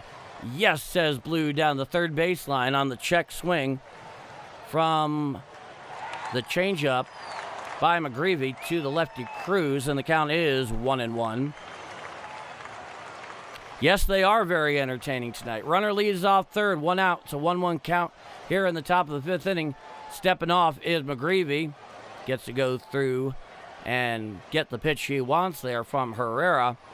From what I understand, pitch comm can be really annoying to use. Coming set from the stretch is McGreevy. He deals. Chopped on up right in front of McGreevy on a couple of hops. Looks back, the runner at third. Throws to first in time for the second out of the inning. So that was chopped right out in front of McGreevy. He looked back low, who was obviously off third. Make sure he didn't go anywhere. Turned around, threw a perfect strike to Burleson at first to get Cruz for the second out of the inning. So some very solid defense there. Now here is the lefty, Spencer Horowitz. Is his third at-bat of the night. One of those at-bats, namely the first one back in the second, was a low-liner solo home run right down the right field line that accounts for one of the 2 runs by Pittsburgh. Now here's the first pitch. Strike, four-seam fastball outside corner above the knees to the lefty Horowitz. The count is 0-1. Runner on third, 2 out, top of the fifth inning, 2-0 Buccos. It is an 0-1 count. He looks in for the sign. He comes set at the stretch. He deals. Hit down the third base side and out of play on a changeup fading down and away from the lefty Horowitz. And the count is now 0-2 strikes.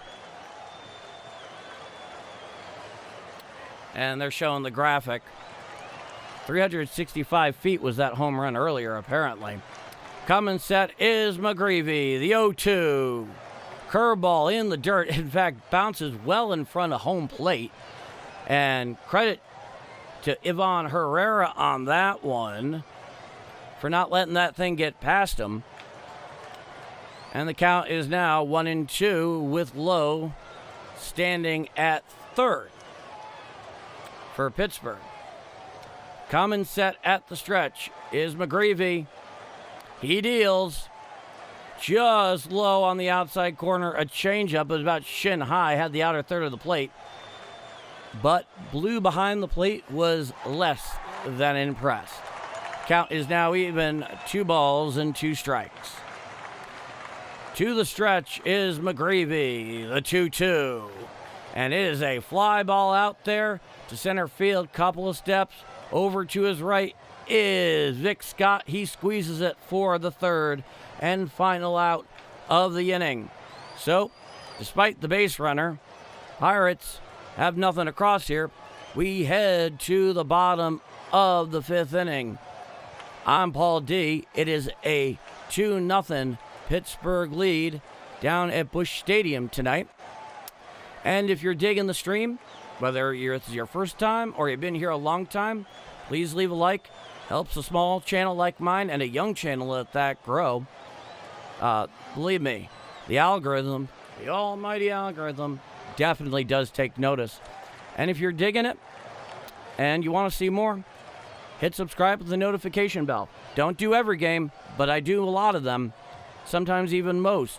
I know I will be off tomorrow for the Businessman Special, but I will be back on Friday night. And with that in mind, you are watching or listening to Bombers Game Mike. Let's take a look at the chat.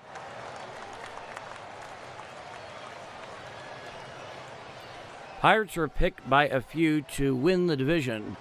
I was at a Red Sox game. They all thought the Pirates would win the division. Interesting. Well, I can tell you who's not winning the division. The Red Sox.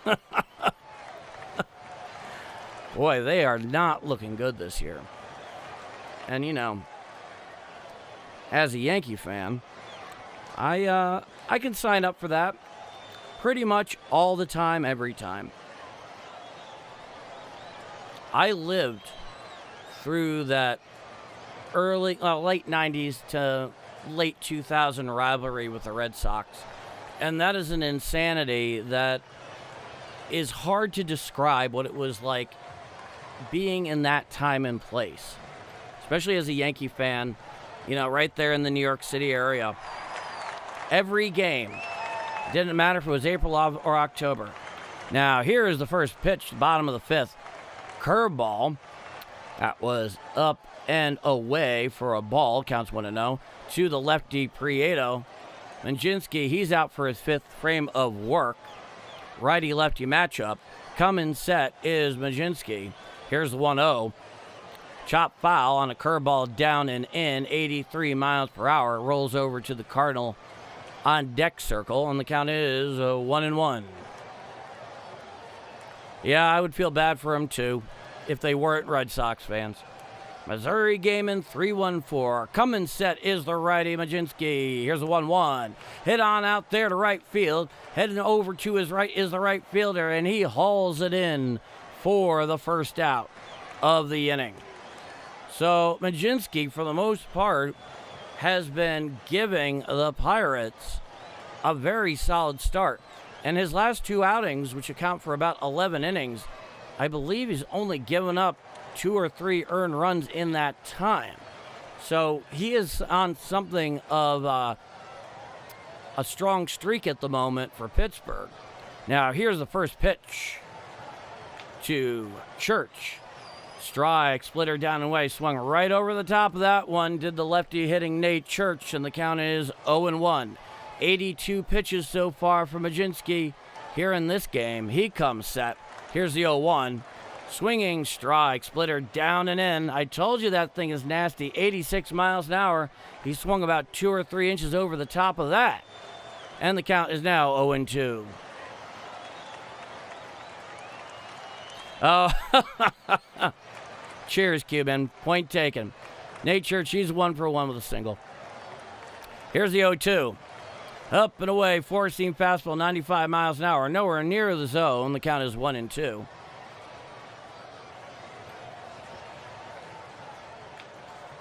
Coming set is Mlodzinski. He deals.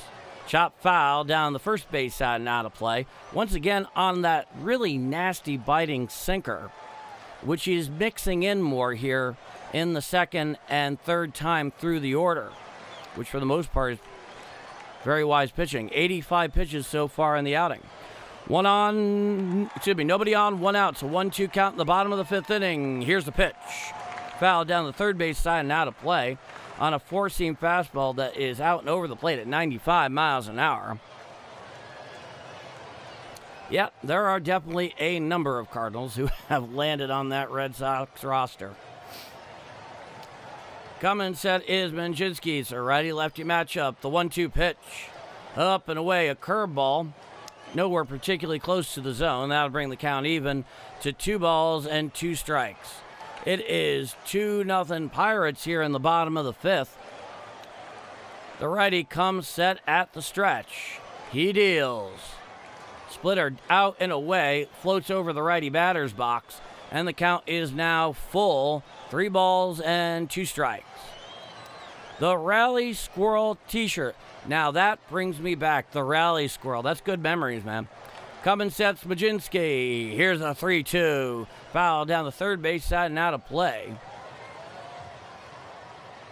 Yeah, Goldie has been really, really good in that utility/backup first baseman role for the Yankees this year. He's not an everyday player anymore. He's not capable of that. But in the part-time, you can't beat him. He's great. Now, here's the 3-2 pitch. Foul down the third baseline. Giving chase of left fielder. It's into the stands, and the count remains 3-2. Because he can fill in for Ben Rice, especially defensively. Still has power in that bat. Really smart ball player, just in general. Great glove. Now, the 3-2 pitch. Hit to the right side on a couple hops to the second baseman. Walker throws to first in time for the second out of the inning. So, at the moment, Mlodzinski has largely kept the Cardinals under control in this matchup. And for them, especially now since he's at 91 pitches. It's hard to say how much longer he has. Now here's Vic Scott. This is his second at bat tonight.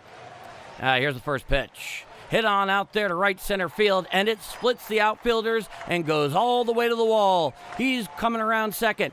He is turning and holding right there at second with a 2-out double. It is a 2-out double by the center fielder, the lefty hitting Victor Scott the second. And now the Cardinals have a runner on second with 2 out here in the bottom of the 5th. And it was largely down and in. It was hanging. And yeah, rally caps. Not a bad idea to get started early on that. So here's J.J. Wetherholt. This is his third at-bat of the night. He's been on a couple of times. The runner on second. Here's the pitch. Just off the plate on that sinker, 95 miles an hour.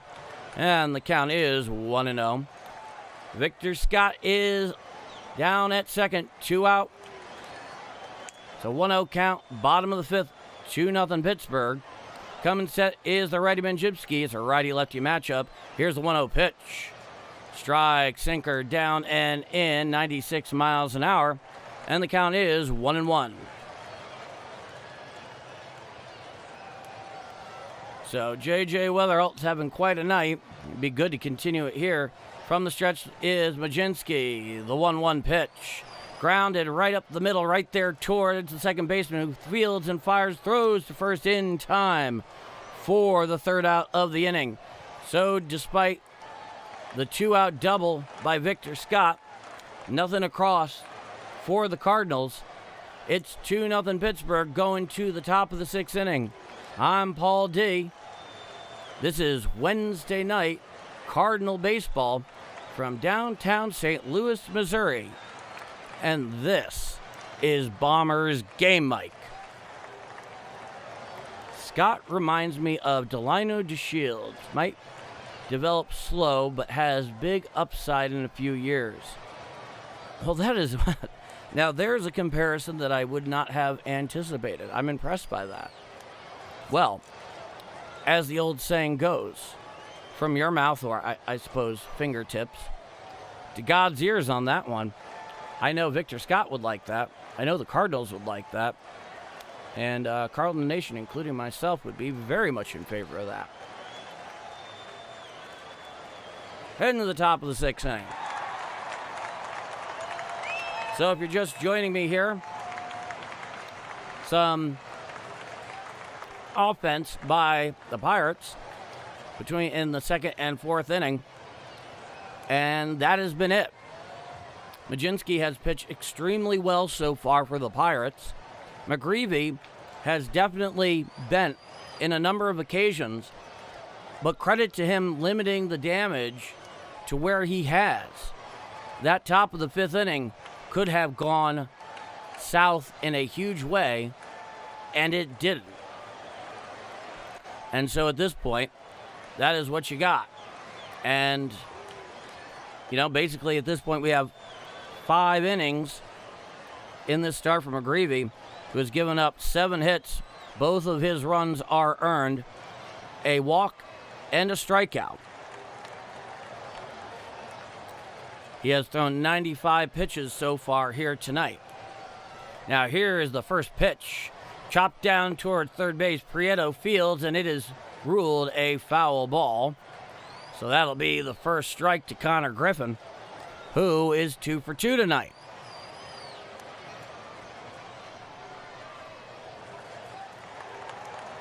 Yeah, you're probably right about Mlodzinski. That probably is. I mean, he's in the high 90s now, and modern baseball doesn't usually like to push us beyond that. It's a righty-righty matchup. Here's the 0-1 pitch. Downstairs, a changeup and out of the zone, 87 miles an hour, and the count is 1-1. McGreevy, he's from the full line. Herrera sets up on the outside corner. Here's the 1-1. Hit to the right side and through for a base hit on a sinker down and away. So a leadoff single by Connor Griffin. And the Pirates now have a runner on first with nobody out in the top of the 6th inning. It's better than a leadoff walk, but it ain't great. So As far as McGreevy goes, I mean, he's definitely coming up against it. He's at 86 pitches tonight. Correction, 86 pitches. Now, here's the lefty catcher, Rodriguez. The pitch. Curveball strike right down Broadway, 76 miles per hour. A really pretty looking hook. And the count is now 0-1. Griffin leads off first with nobody on here in the top of the sixth. McGreevy, he's from the stretch. He throws over to first. Back easily is Connor Griffin. And we get to do 0-1 all over again. 2-0 Pirates here in the top of the sixth inning. Looking in for the sign is McGreevy. He comes set below the belt. He deals. Forcing fastball off the plate on the outside corner, just below the belt. And that'll bring the count to 1 strike. How much longer do you think McGreevy will hang in this game? Do you think he'll finish this inning? Let me know in the chat. Coming set from the stretch of McGreevy. He throws back over to first. Back once again easily is Connor Griffin. And we get to do 1-1 again. And as always, if you're just joining me here, where are you watching or listening from? Let me know in the chat. That's always a pleasure. Coming set from the stretch, McGreevy. Here's the pitch. Bluff going. There is Connor Griffin. Snap throw down to first by Herrera. And back in time is Griffin. And the count is now 1-2 strikes. Ivan Herrera there, he is not afraid to do the snap throw. And there's an ABS challenge there. The Pirates challenge, and the call of the strike is upheld. And so they lose their last ABS challenge of the night. It was clear strike on the ABS readout. Leading off first is Connor Griffin. Coming set is McGreevy. Here's the 1-2. Hit on out there to center field. Charging in is Victor Scott. He dives, and he plays it right there on a hop. Can't get there in time despite the head-first dive. And now the Pirates have runners on first and second with nobody out in the top of the sixth inning. And he really did everything possible. He got a pretty decent jump on that thing. And it just came up on a low hop. He's lucky it didn't skip up and over his glove. But here we are, runners on first and second, nobody out, with the pair of singles to lead off the top of the sixth for Pittsburgh. Now here's the righty Garcia. Coming set is McGreevy. He holds, and he bluffs, throws back towards second. Nobody's even covering in that case.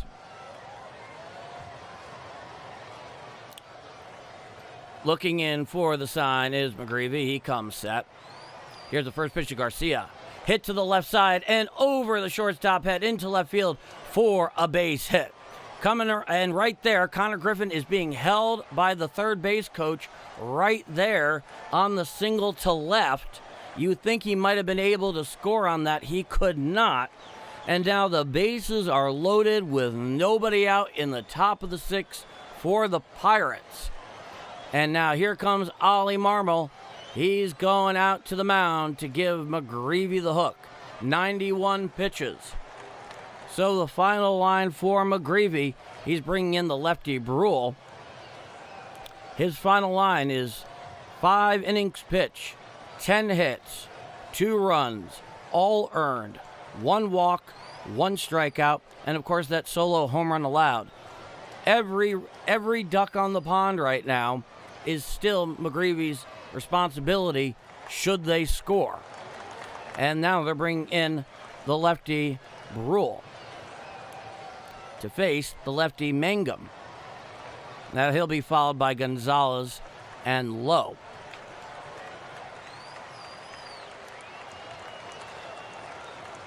Yeah. Back in the Koufax days, he did throw a lot of pitches. And you were still in a day and age where the bullpen was still a couple of decades at least away from the kind of specialization that we know. Even in the 70s, when you're talking about a guy like Goose Gossage, for example, right? Talk about a former Pirate, former Yankee. I think he pitched somewhere else as well. when they brought him in for a save situation, they brought him in the 7th to get 9 outs.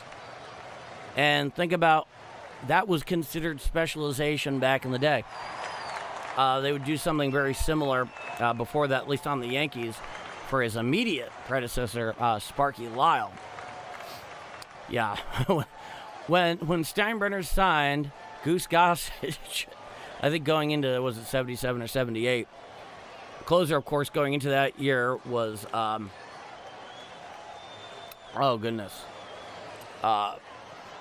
Sparky Lyle. And as he said, in his own words, he went from winning the Cy Young in 79. So he went from Cy Young to sayonara. Now here's Justin Brule, the left-hander, 19 2/3 innings pitched, ERA just over 5, a whip of 1.53, 5.49 Ks. He's in here to turn around to go lefty-righty here with Mangum. Bases loaded, nobody out. Here's the pitch. Up and away, a sinker out of the zone, and the count is 1-0.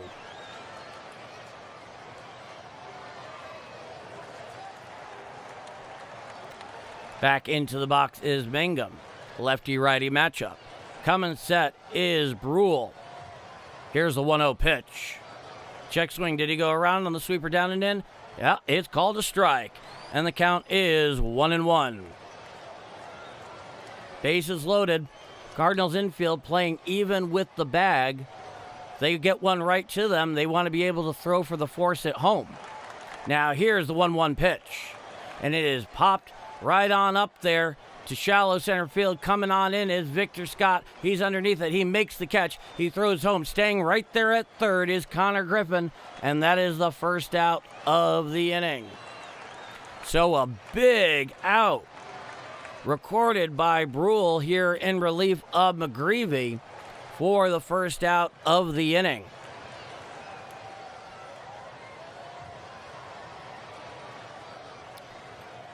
So a nice play there on the part of Victor Scott, keeping Connor Griffin right there. It was definitely not deep enough when played well. Now here's the righty Gonzalez, and here's the first pitch. Out and away, saved from a wild pitch right there.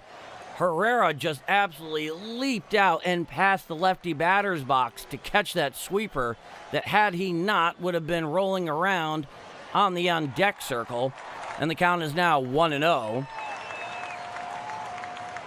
It's a 1-0 count. Coming set is Brule. Now here's the 1-0 pitch. Hit down the first base side and out of play, and the count is 1-1. So you got to give credit to the catching defensive prowess of Herrera with that thing. Nick Gonzalez is 7 for 21 in his career with the bases loaded. No home runs, 20 RBIs. He's hitting .333. Bases loaded, 1 out, so 1-1 count and a lefty-righty matchup. Coming set is the lefty Brule. And he deals. Swinging strike. All right, over the top of that changeup, down and in to the righty Gonzalez. And the count is now 1-2 strikes. And that thing had some nice tilt to it. Swung right over the top of that one, did Gonzalez. Coming set is Brule. Now here's the 1-2 pitch. Hit on out there, a fly ball to right field. Underneath it is Jordan Walker. He's underneath it, and he'll throw home. Tagging is Connor Griffin, and the throw is offline, and the run will score. So make that 3-0 Pittsburgh, but that is the second out of the inning. The runner on the sac fly advances from second to third. So runners on first and third with 2 outs in the top of the 6th inning. It is now 3-0 Pirates, following the sac fly right there by Nick Gonzalez. The throw in terms of power wasn't bad by Walker. It was just simply offline, slightly up the third base side. Runners lead off first and third. It's a lefty-lefty matchup against the lefty hitting low. And here's the first pitch. Sweeper out and away, nowhere near the zone, and the count is 1-0 strikes.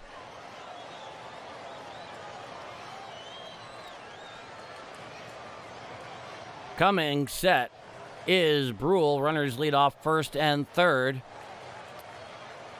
Now here's the 1-0 pitch.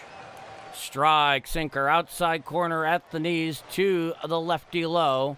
And the count is 1-1. How long do I think Bobby Witt Jr. will play for the Royals? Let me think on that one a moment. Coming set is Brule. He deals.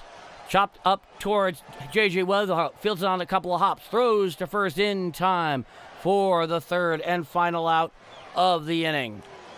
So, despite the bases loaded and nobody out, it only turns into one additional run on the RBI sac fly by Nick Gonzalez. That makes it 3-0 Pittsburgh going to the bottom of the sixth inning. I'm Paul D.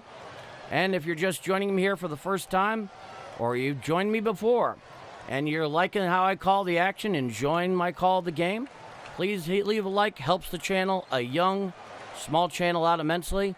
And hit subscribe if you want to see more. And from downtown St. Louis, we have ourselves a 3-0 Pittsburgh lead.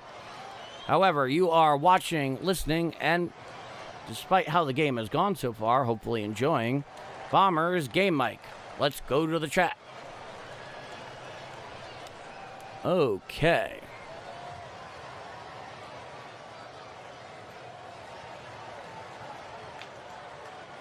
Okay, so you asked me how long do I think Bobby Witt will play for the Royals. That's hard to say. First off, he's going to be, so long as he stays healthy and productive in his remaining controllable years, a top-flight shortstop free agent. Now, that being said, it's a hard question to answer because so much of that is contingent on what the market looks like and, frankly, how it fundamentally operates, following what we have every reason to believe will be a lockout by the owners when the current collective bargaining agreement expires, I think, on December 3rd of this year. And as I was discussing a bit last night, if you were here for that, I apologize for reiterating the point, but it is relevant in this case. If for some reason they do manage to pull off a hard cap in terms of payroll, if they do, there's a much better chance that Bobby Witt could stay right there. But as things currently exist, with no such cap, I doubt he would stay with the Royals. I think he would probably go on. He might sign a bit of an exemption just to get past some arbitration years. Now, here is the righty Johan Ramirez, 27 innings pitched, a 3.67 ERA with a whip of 130, 11 Ks per 9, a ground ball rate of 49.2%. Pretty darn good. Now, here's Ivan Herrera, and here's the pitch. Strike, sinker, inside corner, thigh high from the righty Ramirez. It's a righty-righty matchup, and the count is 0-1. It's also possible that as he gets closer to free agency, I'm not just talking about like a 2-month rental, that they could deal him for a boatload of prospects. Now, here's the 0-1. Strike, sinker, inside corner, about thigh high, 96 miles an hour. And the count is now 0-2 to Ivan Herrera, who's 0 for 2 with a lineout and a flyout. He's hitting 260, 5 home runs, 23 RBIs. Number 5 last night was very memorable. Here's the 0-2. Hit to the right side. Right there is low. Throws to first in time for the first out of the inning.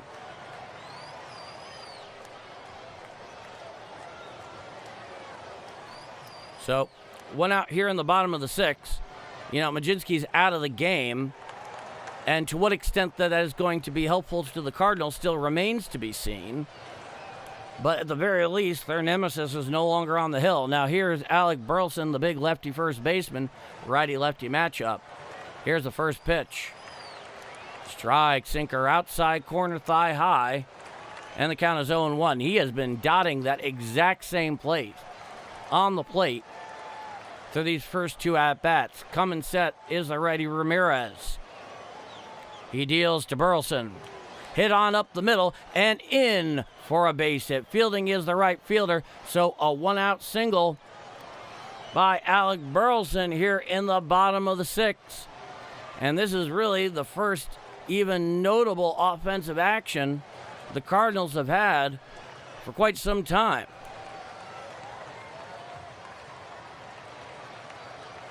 The Bluebirds on the blue bat cap on. Oh, nice. Burleson leads off first. Now here's Jordan Walker for his third at-bat. Righty-righty matchup. Here's the pitch. And it looks like it hit him on the hand with a sinker inside. That does not look like fun. And if you are the Cardinals right now, you are absolutely praying to whatever deity you place your faith in that he's okay. Nobody wants to get drilled by a mid-90s sinker on the hands, especially not from their star player, and not given the year he's having right now. So the Cardinals training staff is obviously taking a look at him. He's walking down to first. He wants nothing. Okay, it looks like it got him more like right about there on the right, about south of the right wrist. It could be worse. It didn't get him like flush on the back of the hand or something like that. And Walker is pissed off. I don't blame him. He kept throwing that sinker to the same part of the plate. That time, it got away from Ramirez. So Ollie Marmol's out there with the training staff. Walker wants nothing having to do with being pulled from this game, I guarantee you. And he is staying right there on first. Runners on first and second with one out in the bottom of the sixth. Jordan Walker reaches on the hit by pitch. And now here comes Nolan Gorman. It's a righty-lefty matchup. They're showing his home run from last night. Boy, a 3-run job would be nice. Here's the first pitch. Down and in, a sweeper for a ball, 84 miles per hour to the lefty hitting Gorman. And the count is 1 ball, no strikes. Runners lead off first and second with one out. It's the bottom of the sixth. It's 3-0 Pittsburgh. Coming set is the righty Ramirez. Here's the 1-0 pitch. Check swing, and it hit him, though. Did he go around? Let's see what happened here. Let's put it this way. Gorman is not going up towards first. So it looks like he in fact swung, even though it looked like it also hit him. Let's see let's get a look on the replay into exactly what the hell happened here. It got him on the back left foot,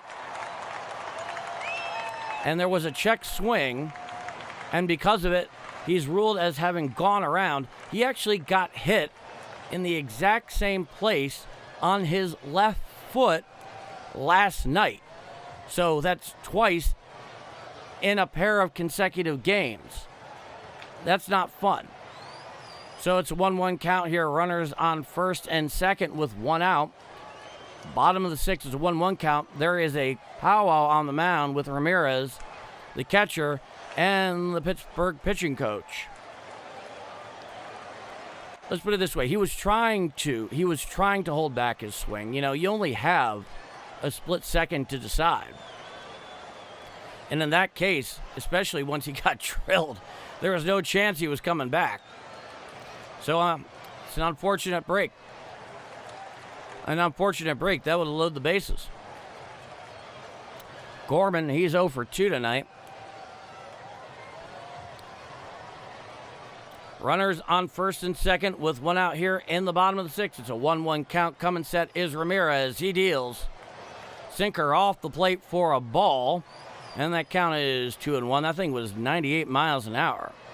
Runners in scoring position. Gorman's hitting .224 with a couple of home runs. That ain't bad. Coming sets Ramirez. Here's the 2-1 pitch. Strike, sinker right down Broadway at 95 miles an hour, and that'll even out the count at 2 balls and 2 strikes to the lefty hitting DH for St. Louis tonight. Infield defense shaded well over towards right field. Coming set is Ramirez. He deals. Chop, and he gets a piece of that sweeper down and in, just chops it back there behind the plate, and the count remains 2-2. No, he will definitely not be dancing after the game tonight. And that tarps off crowd doing kind of like a tomahawk chop thing with their shirts. Now here's the 2-2. Sweeper down and away for a ball. Holding off on that thing is Gorman. Credit to him. And the count is full. 3 balls and 2 strikes. Mason Wynn is on deck. Runners on first and second, 1 out. Common set is Ramirez. The pitch. Fouled straight on back on a sinker out over the plate at 95 miles an hour. And the count remains 3 balls and 2 strikes. He has thrown primarily sweepers and sinkers so far. He comes set at the belt. Here's the 3-2. Ball 4 on the sweeper, missed well wide of the plate. And now the Cardinals have the bases loaded with 1 out. And the shortstop, the righty hitting Mason Wynn, is coming to the dish. So this is the best offensive opportunity that the Cardinals have had in this game, really, for a very long time, if not outright. So, the pond is full of ducks. 1 out, bottom of the 6th. Here's the pitch. Up and away, a sweeper misses the zone to the righty hitting Wynn. The count is now 1 balls and no strikes. Playing back in double play depth are the middle infielders. Coming set is the righty Ramirez. He deals inside a sinker for a ball, 95 miles an hour, well off the plate, thigh high. And the count is now 2 balls and no strikes to Mason Wynn. His career with the bases loaded, he's hitting .333, no home runs, 25 RBIs, a .689 OPS. Here's the pitch. Inside sinker for a ball, 95 miles per hour, almost exactly where the previous pitch was. And the count is now full, 3-0. You have to imagine Wynn goes into statue mode here, 3-0. You can't just let Ramirez in to this at-bat unless he gives you something that is just eye-watering in terms of temptation. Here's the pitch. Strike, sinker on the inner third of the plate, knee high, and that'll bring the count 3-1. So Wynn with the bases loaded and 1 out. He is in an absolute hitter's count here. Let's see if he's able to get his pitch and do something with it. From the stretch is Ramirez, the pitch. And he absolutely just gets a piece of that sinker down and away. Just tips it right there to the catcher, stays in the home plate area. And the count is now full, 3 balls, 2 strikes. The bases are loaded with 1 out here in the bottom of the 6th inning. 3-0 Pittsburgh. This has been the best chance for the Cardinals all night. Coming set is Ramirez. And he deals. Hit and swinging strike 3 on a sinker down and away. Hacked right on through that one. So Mason Wynn strikes out swinging for the 2nd out of the inning. Very disappointing there on the part of Mason Wynn. He definitely wanted to get at something there. First game back after being off last night. Now here is the lefty hitting Prieto. And here's the pitch. Up and away, 4-seam fastball, nowhere near the zone at 96 miles an hour. And the count is 1-0. Bases loaded, 2 out, bottom of the 6th, 3-0 Pittsburgh. It's a 1-0 count, and it's a righty-lefty matchup. The righty throwing Ramirez to the lefty hitting Prieto. Coming set is Ramirez. Here's the 1-0 pitch. Strike, 4-seam fastball right down Broadway, 96 miles an hour. That thing was middle. And the count is 1-1. Infield defense shaded heavily towards right field. Coming set is Ramirez. The pitch. Sweeper down and in. Nowhere near the zone. 83 miles an hour. Had to dive, kind of jackknife his way out of the way of that one, did Prieto. And that'll bring the count to 2-1. Yeah, I'm looking at it on the replay there. And it almost got the left toe, toes on the left foot of Prieto there, but it definitely hit the dirt. Didn't seem to get anything of him, amazingly. So it's a 2-1 count to Prieto. Bases loaded, 2 out. Coming set is Ramirez. He deals. Hit on out there to right field. Going back in front of the wall is the right fielder. He's looking up, and he makes the sliding catch at the warning track for the 3rd and final out of the inning. So Prieto got so much of that one, but it gets tracked down at the warning track with, frankly, an amazing sliding grab there by the right fielder for the 3rd and final out of the inning. So the Cardinals fail to capitalize on the bases loaded, 1 out. It is 3-0 Pirates. We head to the top of the 7th inning. 3-0 Pittsburgh down in downtown St. Louis. I'm Paul D., and you are watching and listening to Bombers Game Mike. That was disappointing. Admittedly, very disappointing.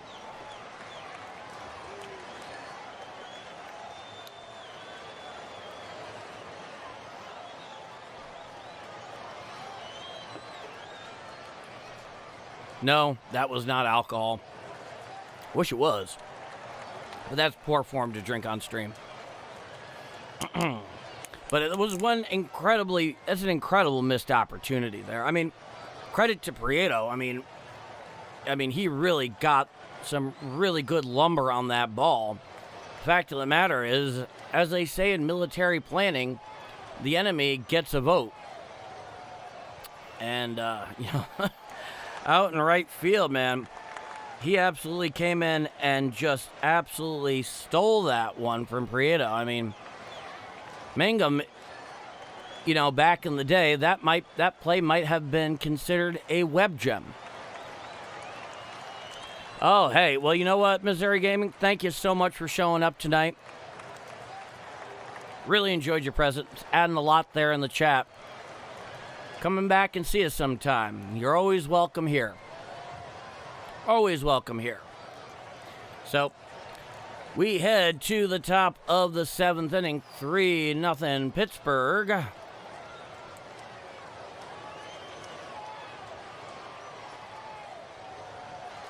Brule is back out for his second frame of work. Here's the pitch. Strike, sinker, outside corner, thigh high.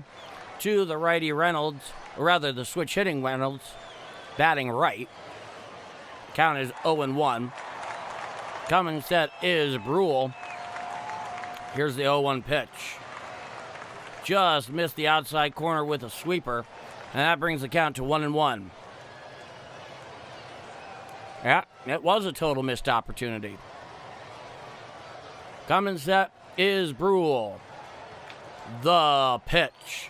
Up and away, a sinker, 89 miles an hour, well out of the zone. That brings the count to 2-1 to Brian Reynolds. Ground out, ground out, ground out. He's 0 for 3. Brule comes set. He deals. Just missed off the plate with that sinker at 89 miles an hour. And that'll bring the count to 3 balls and 1 strike. He comes set at the belt. Nobody on, nobody out. Top of the 7th inning. Here's the pitch. Foul back behind the plate. Now to play on a sinker on the inside half of the plate. And the count is now full. 3-2 to Reynolds. Yes, the Cardinals do have 9 more outs. And they have something of a cardiac kid's gene in them. We'll see what happens. Coming set is Brule. Here's the 3-2 pitch. Strike 3 called. Down goes Reynolds for the first out of the inning. He just put that thing actually middle there. It looked like it was on a sweeper. And Reynolds, I don't know what he was looking at, but we know what he was looking at. And the answer is strike 3. He's caught in the observatory. Now here's O'Neal Cruz for his 4th at-bat. He's 0 for 3. Here's the pitch. Sinker strike right down Broadway, 91 miles an hour to the lefty Cruz. He has a collection of 3 groundouts for the night. He's 0 for 3. Lefty-lefty matchup. Here's the pitch. Swinging strike on the sinker, down and in. 90 miles an hour, and the count advances to no balls and 2 strikes to the Buccos cleanup hitter here tonight. Brule comes set at the belt. Now here's the 0-2 pitch. Hit on down the third base side. Giving chase is Prieto in front of the stands, and it goes into the Pirates dugout. He slid, hopefully just in time, but he's getting up kind of slowly. The training staff for the Cardinals is definitely looking on with interest, but he's running back, and he appears to be fine. He definitely dirtied up the pant leg there, right around his right knee. Yeah, that looked like fun. It's an 0-2 count. Coming set is Brule. Here's the 0-2 to O'Neill. Swinging strike 3. Down goes O'Neill Cruz for the second out of the inning. So Brule coming in there with the bases loaded in the last inning, managing only to give up a single run, and now managing to get the first 2 Pirates here by way of strikeout. Quite impressive. Now here's the lefty Horowitz, and here's the pitch. Strike, sinker, outside corner at the knees, and the count is 0-1. It's a lefty-lefty matchup to the lefty Horowitz, who's 1 for 3 with that solo home run back in the second. Now here's the 0-1 pitch. A sinker down and away for a ball, 91 miles an hour, and the count is now 1 ball and 1 strike to Horowitz. 2 outs, nobody on, top of the 7th, 3-0 Pittsburgh. And he deals. Chopped down toward the first base side, fielded there by Burleson, tosses to Brule covering first. He catches it and gets him out for the 3rd and final out of the inning. The Buccos go 1, 2, 3 here in the top of the 7th. It's 7th inning stretch time down at Busch Stadium, and it's 3-0 Pirates. I'm Paul D, and if you're enjoying my call, if you haven't already, please leave a like. Helps out a young and small channel out immensely, and Lord knows I appreciate it. And if you like my call and you enjoy how I call Redbirds games, hit subscribe and hit the notification bell. You'll know when it happens. And we hang out here as they sing "Take Me Out to the Ball Game" down at Busch Stadium. And as I was saying last night, don't worry, I'm not going to go a cappella on you and make you suffer through that. I want this channel to succeed. Who's coming up for the Cards? Good question, my friend. Church, Vic Scott, and then back to the top of the order with J.J. Witherell. That is who's due up for the Cardinals in the bottom of the 7th inning. They need to get something going. As was mentioned in the chat, they still have 9 outs to work with.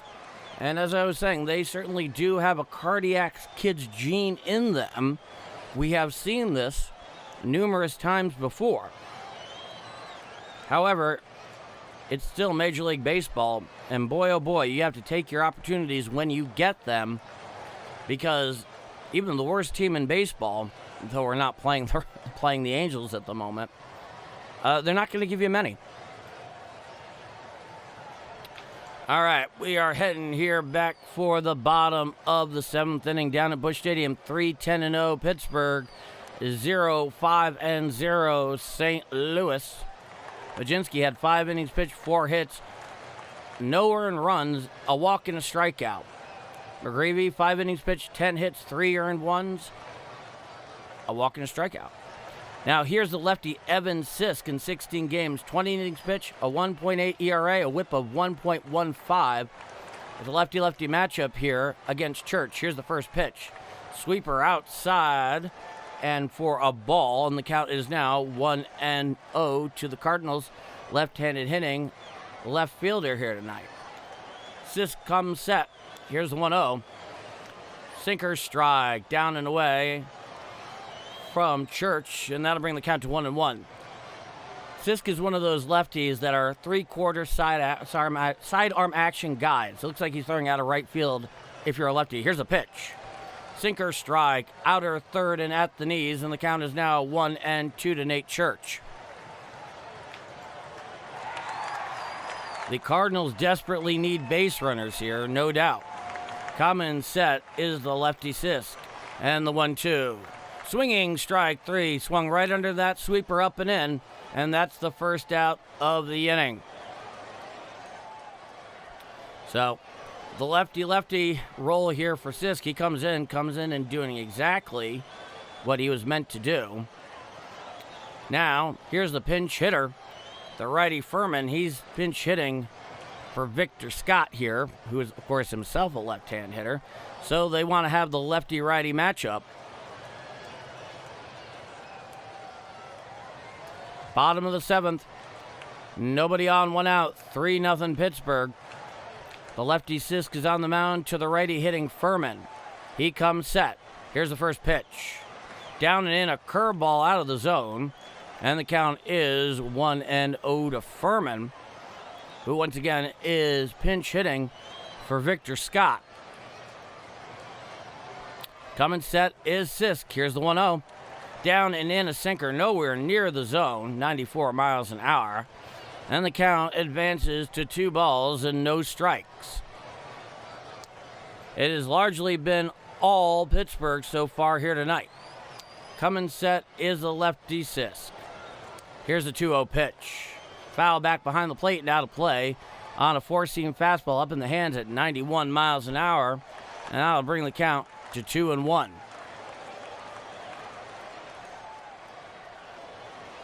Oh, don't worry. You'll get yourself a God Bless America from me.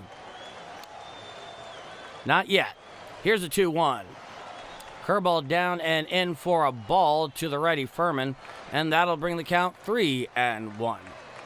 No, if it's a proper Sunday for a Cardinal home game, and I'm feeling the love, I'll do it. Here's the 3-1 pitch, and it's popped right on up there in foul territory next to home plate. Underneath it is the catcher, who makes the catch just right there at the edge of his grasp, and that'll be the second out of the inning.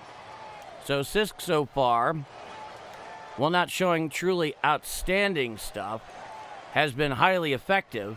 And now we get a lefty-lefty matchup with Sisk on the mound here and the lefty hitting J.J. Witherell, who offensively tonight has really been on top of things. Coming set is Sisk. Here's the first pitch to J.J. Foul down the third base side and out of play on a sinker in on the hands. And count is 0-1. That was the 10th pitch so far in this outing for Sisk. He comes set. Now here's the 0-1. Swinging strike, four-seam fastball outside corner. Swung right over the top of that thing, did J.J. Witherell. And the count is now no balls and 2 strikes. Nobody on, 2 out, bottom of the 7th, 3-0 Pittsburgh. They really wasted their opportunity with the bases loaded back in the bottom of the 6th. Hopefully that does not come around to prove fateful. Here's the 0-2. Four-seam fastball down and away for a ball, 92 miles an hour. And the count is 1-2. No question right now, the one thing the Cardinals need above all else are base runners and timely hits. Here's a 1-2 pitch. Sweeper well out and away over the righty batter's box. And that'll even out the count at 2-2. But they still have time. But time is evaporating steadily. Here's a 2-2 pitch. Out and away, a sweeper over the righty batter's box, and that'll bring the count full 3-2 to JJ. Nobody on, 2 out, bottom of the 7th, 3-0 Pittsburgh. On deck is Ivan Herrera. And here's the 3-2. And it is popped right on up in the infield. The old home run in the silo. Underneath it there is Connor Griffin.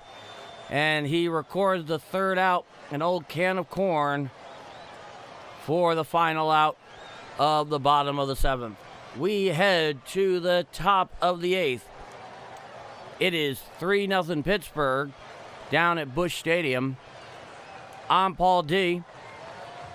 If you're enjoying my call of the game and you're having some fun, leave a like. You want to see more of it, hit subscribe.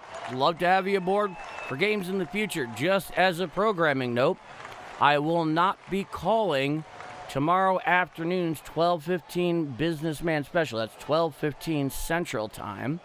I have a conflicting obligation that comes before this. However, I will be back on Friday night, which I believe is against Cincinnati, where the Redbirds are in fact going on the road, where they'll play Friday night, Saturday night, and Sunday afternoon in Cincinnati, and then they'll travel up to Milwaukee for a 3-game set starting Monday night, where on Monday they will have, oddly enough, a 1:10 p.m. start on the Monday afternoon. Then they will play on Tuesday night for a 6:40 start up at Miller Park. I'm never calling it American Family Field. And then on Wednesday, a 12:40 p.m. Central Time start against Milwaukee. So a pair of rather interesting day games in Milwaukee early this upcoming week. But like I said, not calling the game tomorrow afternoon, but I will be back on Friday night for the beginning of the road trip and be here all weekend long, folks. I'm here all weekend. So we await the top of the 8th inning.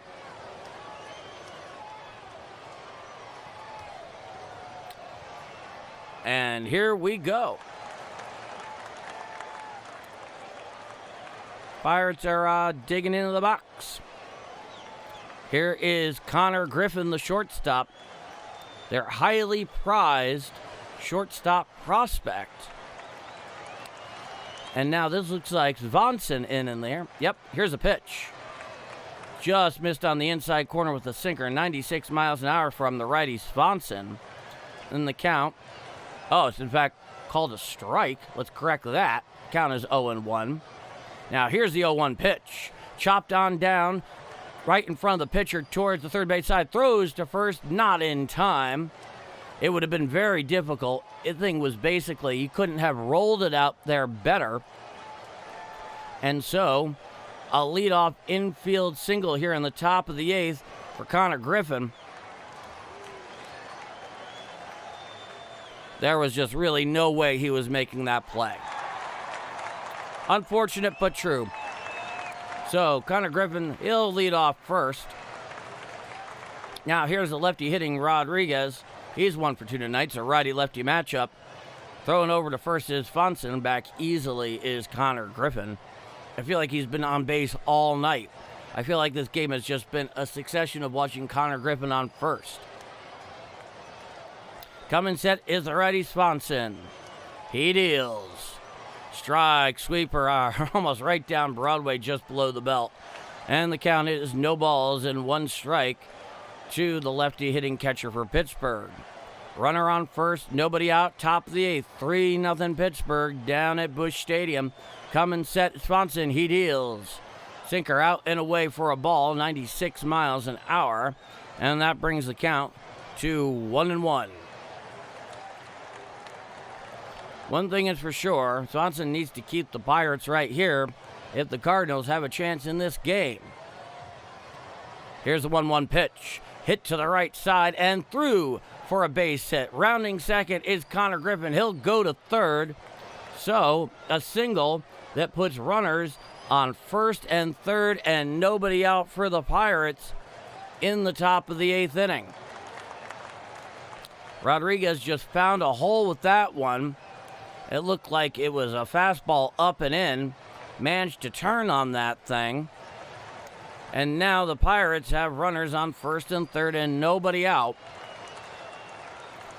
And not an ideal situation here at the moment. Now here's the righty hitting Garcia. He's 2 for 3 tonight. Here's the first pitch from Swanson. Broken bat and hit Foul. It is ruled foul. It goes just foul when it came up to third base. And that'll be the first strike of the at-bat. It is an 0-1 count. That thing got sawed off right at the handle. That was Mariano Rivera-esque in terms of how that bat broke. I don't even know if it's good for kindling. He has getting himself a new bat is Garcia. I don't know that he's happy about that. He's had a heck of a night, 2 for 3. Runners on first and third. He's had a pair of singles. Coming set is Fonson. The pitch. Up and in, and it gets slightly away from Herrera, but the runners stay right where they are. It was up and away, and it popped out of his glove and behind him. Luckily, it didn't go very far, and he recovered it rather quickly. And the count is now 1 ball and 1 strike to Garcia. Matt Swanson, 22 2/3 innings pitch, an 8.34 ERA, a 190 whip, and 8.74 strikeouts per 9. So righty-righty matchup. Here's the 1-1. Swinging strike on the sweeper down and away to the righty Garcia. And Swanson is now ahead on the count, 1-2. And out would go a long way here for the Cardinals at the moment. Coming set is Swanson at the belt. Runners on first and third, nobody out. Here's the pitch. Foul down the first base side and out of play on a sweeper at 86 miles an hour. And the count remains 1 ball and 2 strikes. You know, speaking of jerseys earlier, I have to say, for a gray primary road jersey, the Pirates have a pretty decent one. Pittsburgh in black across the chest with the gold outline. Those classic city sports colors for Pittsburgh. Here's the 1-2. Fouled on up into shallow right field. Given chases J.J. Weatherall into foul territory, and he goes over his shoulder, and it misses, and it falls in, and it is just a foul ball. He overran the fly ball there by Garcia. He misjudged it, ran past it, tried to get it like this over his shoulder. It was just too late. Nothing happening. So a real effort there. I mean, the guy basically sprinted 30 yards to get to that point, but he overran the mark. Coming set is Fonson. Now here's the 1-2 pitch. Sweeper down and away for a ball. Floats over the lefty batter's box, and the count is 2 balls and 2 strikes to Garcia. Runners on first and third, nobody out, top of the 8th inning. It's a 2-2 count, 3-0 Pittsburgh. Coming set at the belt is Swanson. Here's the 2-2. Swinging strike 3, down goes Garcia for the first out of the inning. So that was a very, very nice sweeper there by Swanson. Swung just over the top of that, did Garcia. And that is the first out in the top of the 8th inning. Now here is the lefty hitting Mangum, who made that incredible play out in right center off the bat of Prieto earlier. Here's the pitch. Sinker strike. Managed to get a piece of that one out away. And the count is now 0-1. And yes, right now the Cardinals could definitely go for a double play. I haven't seen their outfield defense yet. Okay, so basically both of the corner infielders are playing even with the bag, as are the middle infielders. They could turn one here. Here's the pitch. Fouled down the third base side and out of play on a sweeper. And now the count's 0-2. Basically, they're playing in even with the bag because if they get one right to them that's not a line out, they want to be able to cut down the runner trying to score from third, as there is no force at home. We shall see. Coming set Swanson. Here's the pitch. Hit to the right side and through for a base hit. So the runner will come in from third and he will score. The runner will go from first to third, and that will make it a 4-0 Pirate lead here in the top of the 8th inning. There are still runners on first and third with 1 out. So an RBI single there from Mangum, who's having one heck of a day for the Pirates, both in the batter's box and out in right field. and he just found that hole, specifically with J.J. Witherholt playing in, even with the bag. That is the risk. Here's the pitch. Up and in, a sinker for a ball to the righty Gonzalez, 96 miles an hour. And the count is now 1-0. So it's now 4-0 Pittsburgh here in the top of the 8th inning. Runners on first and second. The middle infielders are playing back at double play depth. It's a 1-0 count coming set Swanson. He throws over to first. Back in time is Mangum with the head first slide. So the middle infielders are playing back at double play depth to hopefully get them out of this inning. Burleson is holding Mangum over there at first. Here's the pitch. Swinging strike on a sinker up and in at 97 miles per hour to the righty hitting Gonzalez. Nick Gonzalez, their third baseman. And the count is now 1-1. Coming set is Fonson. He deals. Sweeper up and away and out of the zone at 87 miles an hour. And that'll bring the count to 2-1 strike. Right now, the Cardinals are desperately hoping and praying for a double play. They have their work cut out for them offensively, to say the least. Coming set is Fonson. He deals. Swinging strike on the sinker up and in, 96 miles an hour. That'll bring the count even at 2-2. Swanson definitely does have really nasty stuff. It has everything to do with where he's locating. He comes set at the belt. Here's the 2-2. Hit on out there to right field. Coming in is Walker. He has to play it on the hop, and the runner will come in, and he throws into second, but the runner does, in fact, beat the throw, and the runner scores from third, and that will make it a 5-0 Pirates lead, and that'll put runners on first and second with one out here in the top of the 8th. Swanson has not been impressive here tonight. And unfortunately for Walker, he kind of had to play it on an in-between hop.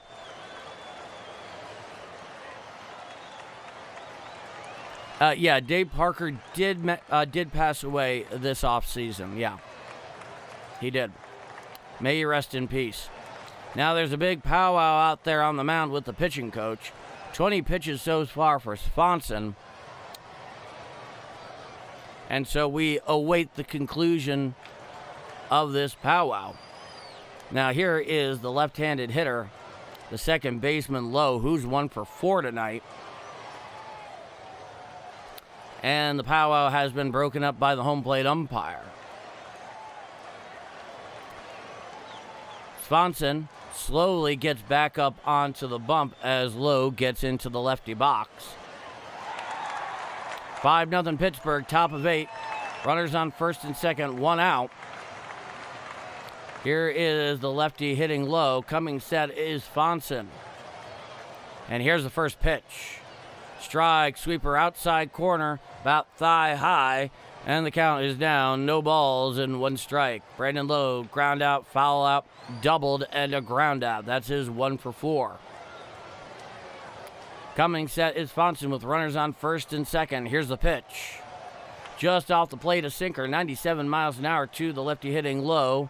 And the count is now 1-1. They are largely playing infield defense shading towards right. Now here's the 1-1 pitch. There's a fly ball out there to right field. Going a couple steps back is Walker. He's underneath it. He makes the catch. Coming in from second towards third is the runner. And so he will successfully tag from second. And that'll be the second out of the inning. However, it is now runners on first and third, 2 out here in the top of the 8th inning. And Swanson needs to record 1 more out, keeping Pittsburgh exactly where they are. 5 runs is quite a deficit to make up over the span of only 6 remaining outs. Now here's Reynolds, the switch hitter, who is batting left against the righty pitching Swanson. Here's the pitch.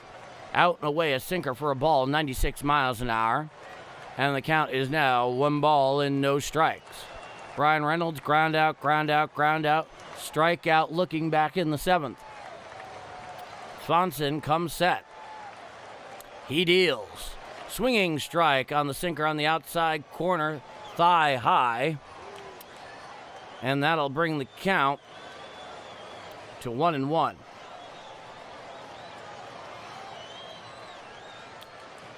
All there updated properly on the scoreboard. And they're taking a look here on that sinker away. And he just got a piece of that thing. So it wasn't a swing and miss. It was basically a foul tip. Though it definitely shook the glove hand of Herrera. Here's the 1-1 pitch. Foul back on a cutter down and in. Looks like it got a piece of Herrera, who's really getting beaten up back there in this at-bat. Yes, the bats have been quiet, and their one serious opportunity did not pan out. Ooh, that was a foul tip off the right thigh of Herrera that is in no way covered by any sort of padding. So, like I said, Herrera's getting a little beaten up back there in this at-bat. So 1-2 count. Runners on first and third, 2 out, top of the 8th. 2 in so far in this frame for Pittsburgh. It's 5-0. Swanson's just looking to get out of this jam. Here's the 1-2 pitch. Hit on out there to left field and in for a base hit.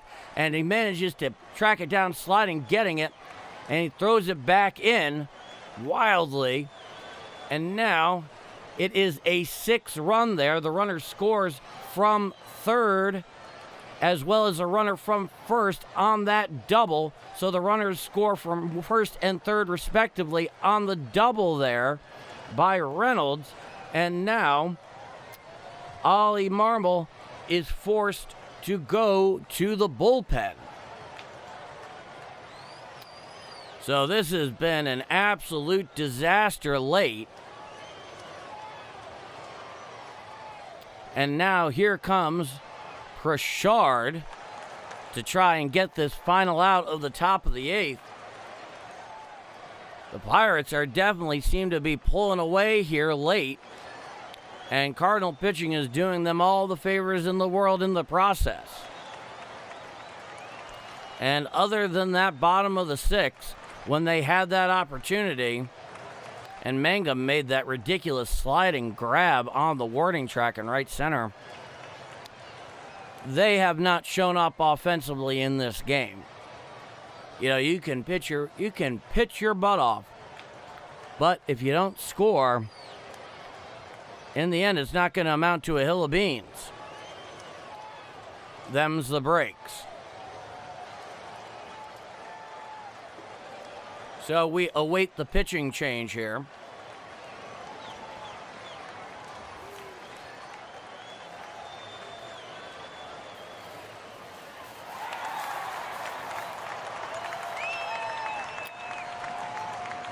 Yeah, well, at the moment, let's take a look around the league, see how everything is going for the other teams in action.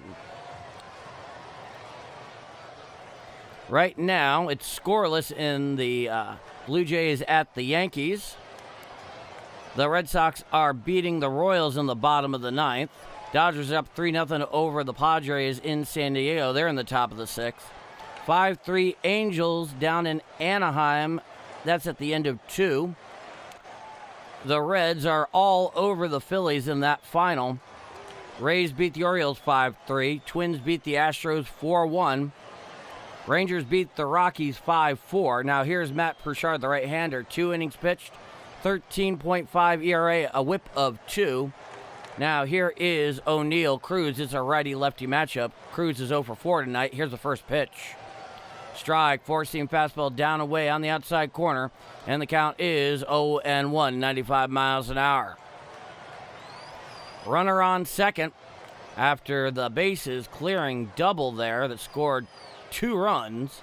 Here's the 0-1 pitch. Check swing on a changeup down and in. Definitely went around, did O'Neill Cruz. And the count is now 0-2. So Pritchard, 1 strike away from getting out of this. 3 groundouts tonight for O'Neill Cruz and a strikeout swinging. That is his 0 for 4 tonight. Coming set is the righty Pritchard. Here's the 0-2 pitch. Just missed upstairs with the 4-seam fastball at 96 miles an hour. Holding off on that one is Cruz, and the count is now 1-2.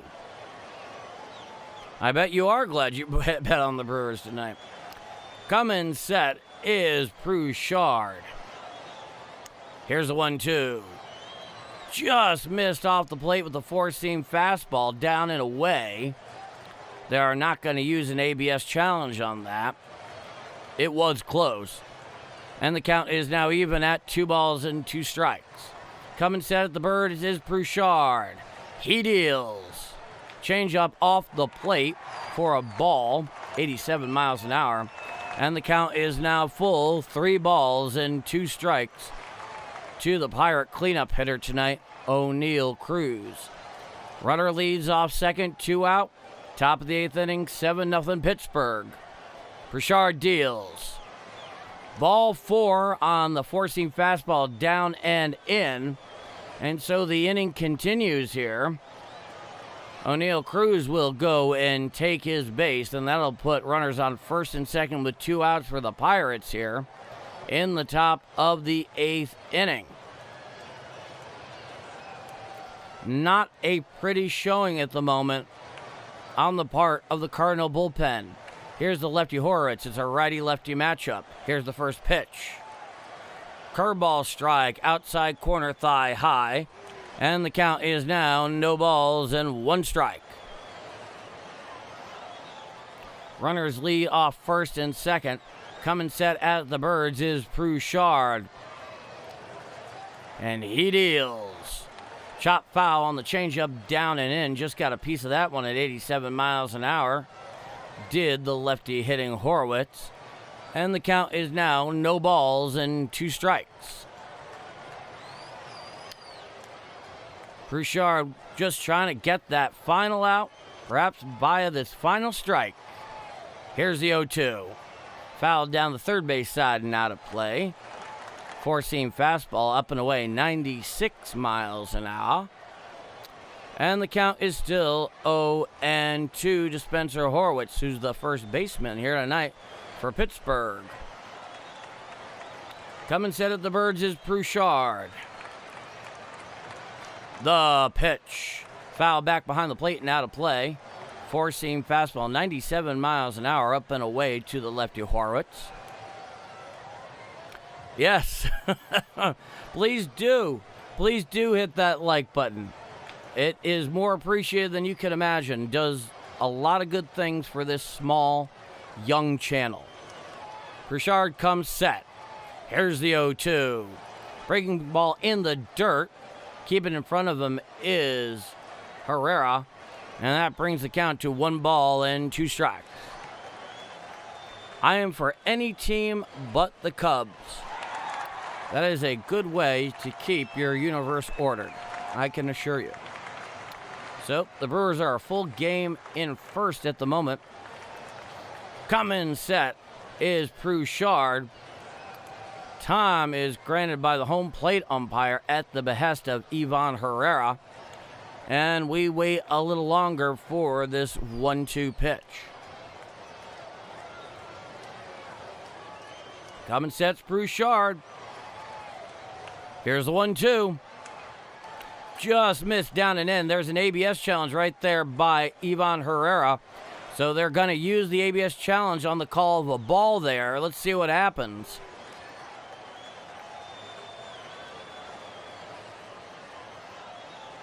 And the call is confirmed. It is indeed a ball. It missed inside by 0.1 inches. Talk about not even it is more than a width of a hair, but you get the idea. So it's a 2-2 count here to Horwitz.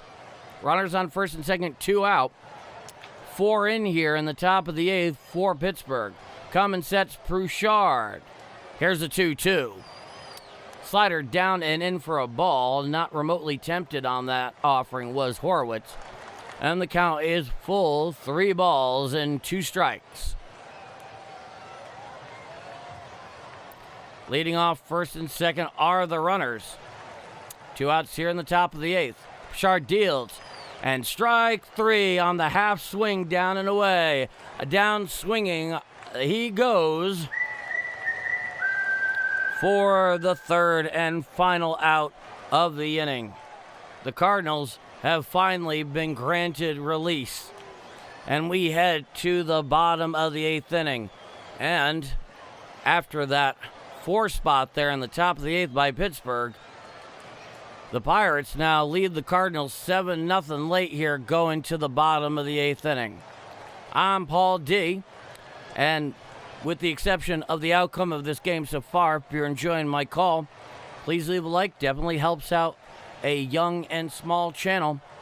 And if you want to see more of it, hit subscribe with the notification bell. Don't do every game, but I do a lot of them. Will not be doing tomorrow afternoon's game. Just making sure that's clear. But I will be back Friday night and all weekend, folks. And with that in mind, you are watching and listening and taking in Bombers Game Mike. But with all that being said, results being what they are, I do want to thank you all so much for joining me. I really enjoyed calling Redbirds games. And you guys keep showing up, and I'm going to keep doing more of them. I think that much is abundantly clear. You make it a lot of fun. Those in the chat, those who come, those who keep coming back. And we're very fortunate because other than, a poor outcome here tonight, this has been a very competitive team that, depending on who's on the roster at any given point among a number of teams in baseball, is among one of the youngest rosters, to be sure, that has vastly outperformed, any predictions that the so-called experts have made. We head to the bottom of the 8th, 7-15-0 for the Pirates.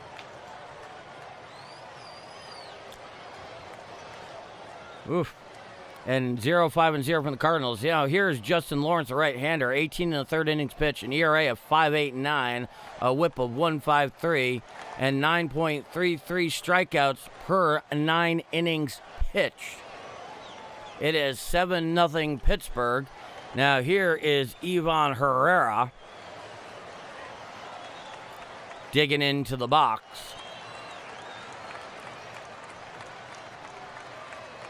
It is a righty-righty matchup. Now he holds, and here's the first pitch. Hit to the left side and fielded on a hop there by the third baseman. Throws to first in time for the first out of the inning. Nick Gonzalez there made a very, very fine play deep at third, having to go sideways, getting that thing on a hop. Planted himself very well. Strong throw for the first out of the inning. Now here's Alec Burleson, who himself is 1 for 2 tonight. He has himself a walk in there. Now the righty Lawrence is on the bump. He's something of a side armor. Here's the pitch. Outside, a sinker floats over the righty batter's box to the lefty Burleson. And the count's 1-0. One out here in the bottom of the 8th inning. Nobody on. 7-0 Pittsburgh. It's been all Pittsburgh all night. Coming set is the side armor Lawrence. Here's the 1-0. Inside, a sinker nowhere near the zone at 96 miles an hour. And that'll bring the count to 2 balls and no strikes on the lefty first baseman.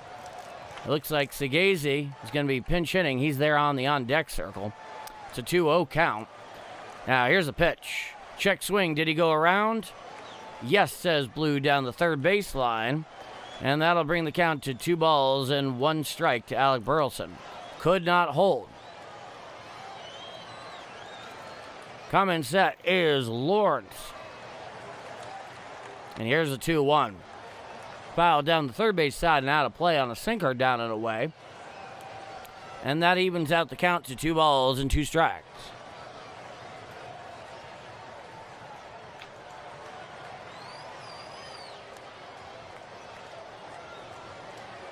Nobody on, 1 out, bottom of the 8th inning, 7-0 Pittsburgh. Lawrence deals. Foul back behind the plate and out of play on a sweeper in on the hands to Burleson. Just kind of fought that one off. And the count remains 2 balls and 2 strikes. Nobody on, 1 out. Bottom of the 8th inning, 7-0 Pittsburgh. Side armor righty Lawrence on the mound. Here's the 2-2. And it plunked Burleson on that left leg again. Man, and it looks like it got the knee this time. He has just been taking all sorts of abuse, and he's just kind of forward over in pain at the moment. I cringe to think at what the replay is going to look like. Holy crap. So the trainer's obviously out there, and Ollie Marmol is going to take a look as well, and we're seeing this thing on the replay here. Oof. So it hit the inside part of his left calf. I can't tell if it got any of the knee junction there. But whatever it is, he's still forward in pain. That did not look fun. It's a real insult to injury given the score. So, whenever play resumes, there will be a runner on first. And Lawrence obviously wants no part of being taken out of this game. No professional competitive athlete wants any part of that at any time. And so he's walking up towards first with the training staff and Ollie Marmol flanked on both sides. Just putting some weight on it, seeing what exactly the situation is here. And Lawrence is just kind of kicking around the dirt on the mound, waiting for some kind of action to resume. But hopefully Burleson's all right. I mean, he's able to walk. He's standing up straight. And he will remain in this game. He is standing down at first. Cheers to him, folks. Cheers to him. Talk about tough. Now, here's the pinch hitter, Segazy. He's in for Jordan Walker. I'm not entirely sure why they've chosen to yank Jordan Walker in this game. It's a righty-righty matchup. Runner on first, one out. Here's the pitch. Strike, sinker, right down Broadway, 96 miles an hour, and the count is 0-1. Cardinals are leading in most hits batsmen this year. That's a way to get on base, I guess. Now here's the 0-1 pitch. Foul down the first base side and out of play on a sinker on the inner half of the plate, and the count's 0-2. I'm guessing, though I have no way of being certain, that Ollie Marmol, given the score, is giving Walker the rest of the night off. Now here's the 0-2 pitch. Swinging strike three, but it gets away from the catcher right behind him. And down goes Segazy for the second out of the inning. He didn't even bother running up towards first. I don't know if it's because Burleson couldn't easily run towards second. Weird play. He swings and misses. It's strike three, but it gets away from the catcher, starts bouncing around like a pinball around the backstop. But Segazy makes no effort to go run up towards first and tried to get on despite the strikeout, with given the fact the catcher didn't actually catch the thing. But I think that has everything to do with the lead. Now here's Nolan Gorman. He is 0 for 2 with a walk tonight. Righty-lefty matchup. Runner on first, two out. Here's the pitch.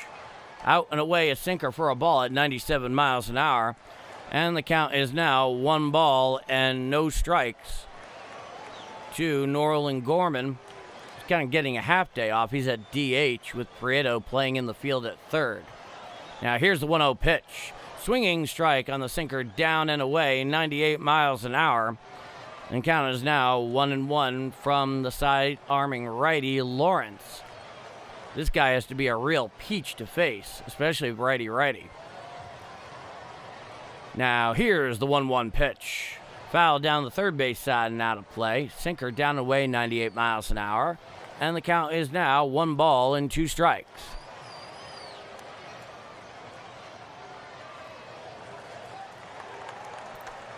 Burleson, after getting plunked, leads off first. It's a 1-2 count to the lefty Gorman.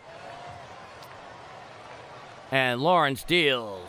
Hit on out there to right field. Going down the line, and it is a foul ball. A foul ball. off the bat, that looked like it could have potentially been a low-line home run that gets just around the pole, but it slices well into the stands. So the count remains 1-2 to Nolan Gorman.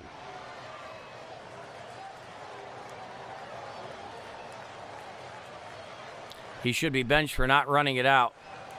I actually tend to agree with that sentiment. I don't care what the score is. You should always be running it out. Now, here's the 1-2. Chopped down the first base side and out of play. Just got a piece of that sinker that was going down and away from Gorman. The count remains 1-2. I have no sympathy in Major League Baseball, regardless of the score or the situation, for runners not running out every single play. Leading off first is Burleson. It's a 1-2 count. Here's the pitch. Swinging strike 3 on the sweeper, down and in for the third and final out of the inning. So nothing doing for the Cardinals. We go to the top of the ninth. 7-0 Pirates down at Busch Stadium. And this has been an unfortunate outcome for this Wednesday night edition of Redbird Baseball from the banks of the Mississippi. And all I can say to that is, I'm Paul D. Thank you so much for joining me here tonight, especially those who have stuck around regardless of the score. It's always fun to have you. You know, you got to watch it through. And with that in mind, this is Bombers Game Mike. Yeah, that is what we teach our kids. That's what any good, competent Little League coach does. And I'm curious, for any of those of us who are remaining and want to chime in the chat, I'm curious about two things. Have any of you coached Little League or umpired Little League? That may sound utterly random, but I am curious. Okay, so the Brewers won. If the score holds, they will remain stuck back with the Cubs. Yeah, in fact, they'll be 1.5 behind the Brewers in that case. I, many years ago, back when I was in high school, did in fact umpire Little League. It was a great spring and summer gig.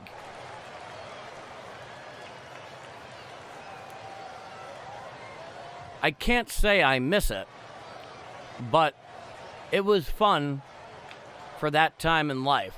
Otherwise, though, man, sometimes Little League competition, like with parents especially and coaches, oh, man, it's insane. It was insane. You'd think their kids were going to be missing out on some professional contract.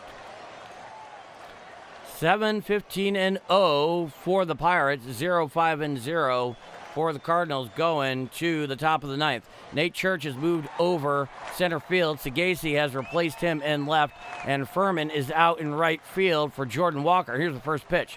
Foul down third base side and out of play. And the count is now 0-1. So Furman is in right, Church is in center, Sagasi is in left. On the mound is Pruchard for his second frame. Here's the 0-1 pitch. Foul down the first base side and out of play on the four-seam fastball at 95 miles per hour. And the count is now 0-2 to Connor Griffin, who's now 4 for 4 tonight. I guess we're seeing a glimpse of why they tout him so heavily as part of their superstar core. Coming sets Pruchard. Here's the 0-2. Foul down the first base side and out of play. Four-seam fastball, 94 miles per hour up and away. Son has been playing Little League and travel ball for years. It's depressing how ridiculous the parents are on both sides and how rigged it all is. Man, I feel like I'm having acid flashbacks from reading that comment. Here's the 0-2. Up and in a slider, 85 miles per hour. Counts 1-2. Who is starting for the Cardinals tomorrow? That's a good question. So the problem, okay, May is going, and Ashcroft is going for the Pirates. Here's the pitch. Hit on out there to center field. Right there is Church. He makes the grab for the first out of the top of the ninth. Not that I've taken acid or anything, but let's put it this way. I enjoyed being a Little League umpire, but you couldn't have thick skin doing it. Luckily, and I didn't have to do it often, we did retain the power to eject both, obviously, players, coaches, and parents from the beach where it was played. Here's the pitch. Foul and tipped over and rolls over to the Cardinal on deck circle. And the count is 0-1 to the lefty hitting Rodriguez. My son's played hockey and baseball. Was too tame. Interesting. Coming set is Pruchard. Here's the 0-1. Swinging strike on the four-seam fastball out and over the plate at 96 miles an hour. And the count is now no balls and 2 strikes.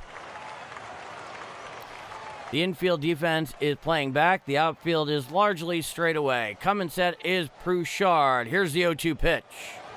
Curveball down and in to the lefty Rodriguez, 87 miles an hour. And the count is 1 ball and 2 strikes.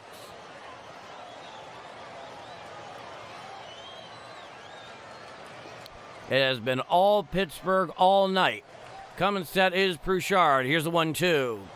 Outside on the four-seam fastball, missed the plate about thigh high. And the count is now 2 balls and 2 strikes. Nobody on, 1 out, top of the 9th, 7-0 Pittsburgh.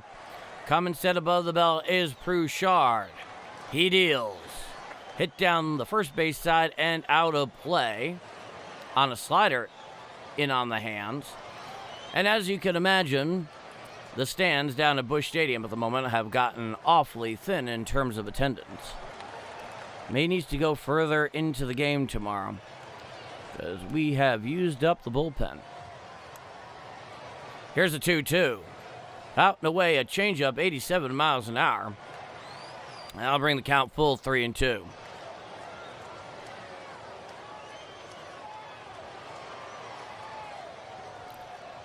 Nobody on, 1 out, so full count here to the lefty Rodriguez. Pruchard comes set. He deals, and he fouls it down over the left field line, but it goes into the stands.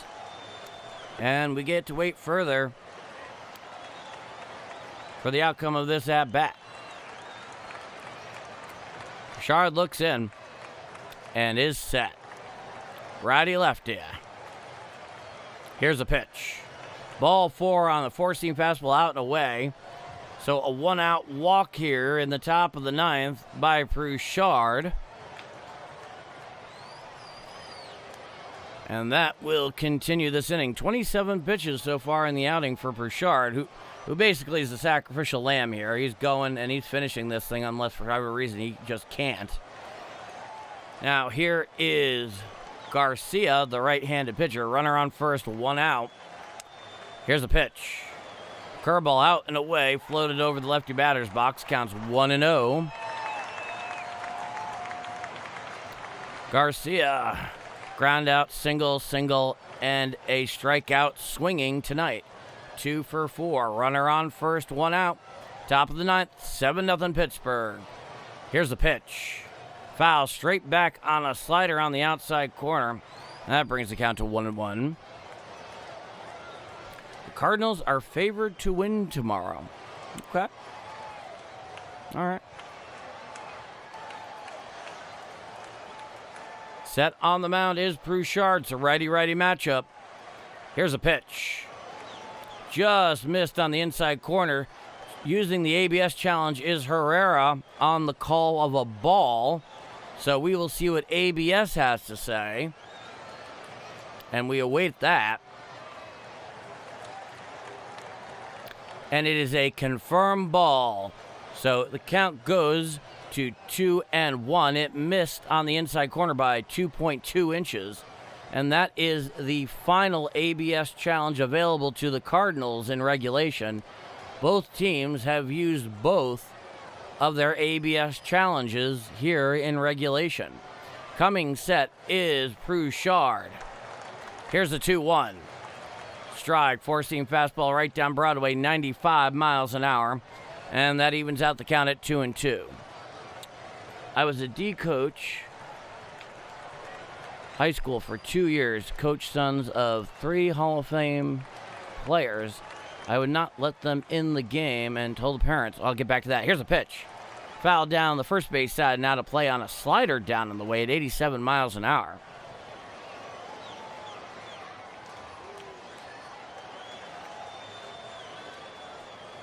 Oh, that's interesting. Q-Man 24. That has to be actually some real pressure having to coach the kids of 3 Hall of Fame players. Jeez. Here's a 2-2. Foul back behind the plate on a 4-seam fastball up and in, 95 miles an hour. Count remains 2-2. We'll be back with a win tomorrow. Well, yeah, tomorrow's the rubber match. The businessman special. The parents got me fired. Did not bother me in the least. I knew I took good care of the kids. That's all that matters as a coach. Comes set is Brouchard. Here's the 2-2. Swinging strike 3. Down goes Garcia for the second out of the inning. So it has been very ho-hum here in the late innings, down 7-0 down at Busch Stadium. But yeah, no, cheers to you, Q-Man. If you're taking care of your kids, their health, their general well-being, and as players, you've done your job as a youth coach. Here's the pitch. Hit to the right side, right there by J.J. Weatherholt, stabs it on the line for the third and final out of the inning. So we head to the bottom of the ninth. It's 7-0 Pittsburgh down at Busch Stadium. And for those of you who have remained in this call, all I can thank you is thanks for hanging out and joining me. Once again, if you've enjoyed the call and you haven't liked it already, please do. This is still a young channel and a small one at that. And I wanted to see, I want to continue to grow. I'm going to be calling more Redbird action. Will not be back for tomorrow, but I will be back Friday through Sunday, no question. And it's really been a heck of an experience. I want to thank you all so much for keep coming back. We've been very lucky to have such a competitive team here. And it's been fun. It's been a lot of fun. Thank you so much for everybody that has been contributing in the chat. Well, thank you, the Fire Phoenix. Thank you. I do appreciate that. And the fact of the matter is, this should be fun. It's not always fun. Right now, I would not consider this the height of fun at the moment. But, these nights are going to happen over 162. They just are. But, hey, as far as I'm concerned, in 2026, I do think the Cardinals have a lot of competitive baseball left to play. And I hope to be calling a lot of that right here for you all.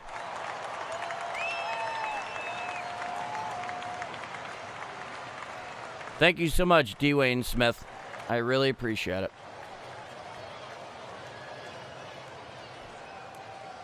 Yeah, it's a perfect stinker. No question.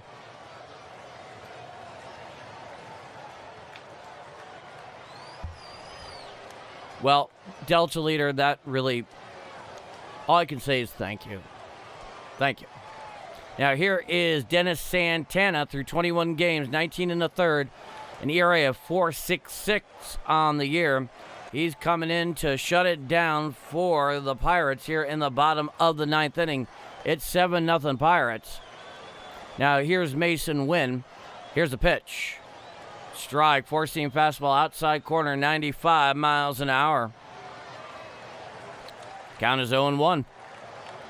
0 for 3, Mason Wynn is here tonight. It's good to see him back. Here's the pitch. Foul down the first base side, now to play. Count is 0-2.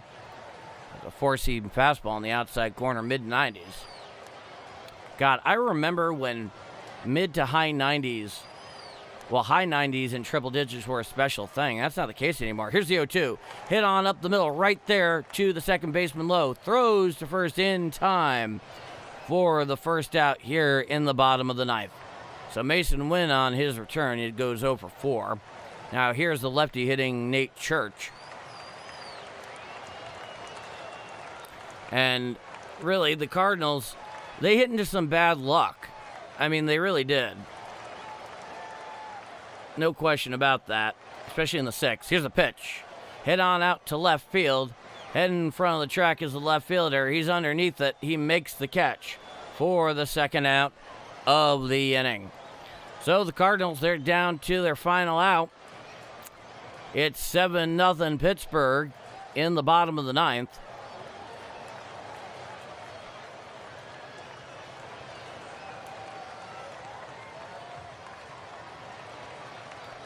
At the moment, I could see them 92 or 93 if they hold together. Now here's the first pitch to Church. That's a ball. Correction, that was not Nate. That was not Nate Church in the previous at-bat. That was Prieto. They're both left-handed hitters. Here's a 1-0. Swinging strike on a four-seam fastball up and in. Swung right underneath that one, did Nate Church. It counts 1-1. I think they could win between 92 and 93 games, so long as they stay healthy, consistent, and they get a little help. Now here's the 1-1. Foul down the third base side and out of play on the four-seam fastball at 92 miles per hour up and away.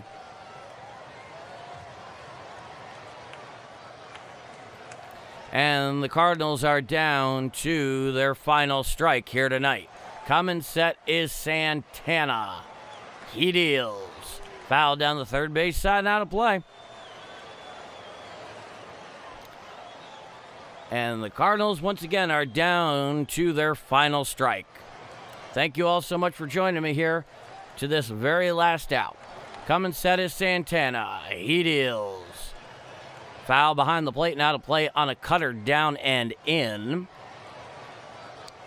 Nobody on, 2 out. Bottom of the ninth. 7-0 Pittsburgh. It's a 1-2 count to Nathan Church. Righty-lefty matchup. Santana comes set at the belt. Here's the 1-2. Foul back and out of play on that four-seam fastball on the inside half, right below the belt. I will give this to Nate Church. He's not surrendering her at bat. No professional can. Coming set is Santana. And he deals. Swinging strike 3 on the slider, down and in. And that will do it. So 7-0 Pittsburgh is the final down at Busch Stadium tonight. Unfortunately, this one turned into a real stinker. However, the Cardinals are back tomorrow afternoon for the 12:15 p.m. Central Time Businessman Special Getaway Day before they go on a 6-game road trip that's going to take them 3 games through Cincinnati this weekend. And then Monday through Wednesday, they will head up to Milwaukee. And then they'll have an off day on Thursday and back in Busch Stadium the weekend after this one. Well, you are very welcome. It has been my pleasure. Thank you all so much for joining me tonight. Unfortunately, because the Cards did not win, I cannot play the victory tune. But there will be future games. So, with all that being said, I'm Paul D. This has been a presentation of Bombers Game Mike. 7-0 Pittsburgh is your final down at Busch Stadium. And you have been watching me, and you've been following me, and you've been joining me, and it has been absolutely fantastic. I'll be back on Friday night for the game in Cincinnati. I'll be there calling every game this weekend. Will not be there tomorrow afternoon. But I thank you all so much for joining me. 7-0 Pittsburgh. And with that in mind, Bombers Game Mike over and out.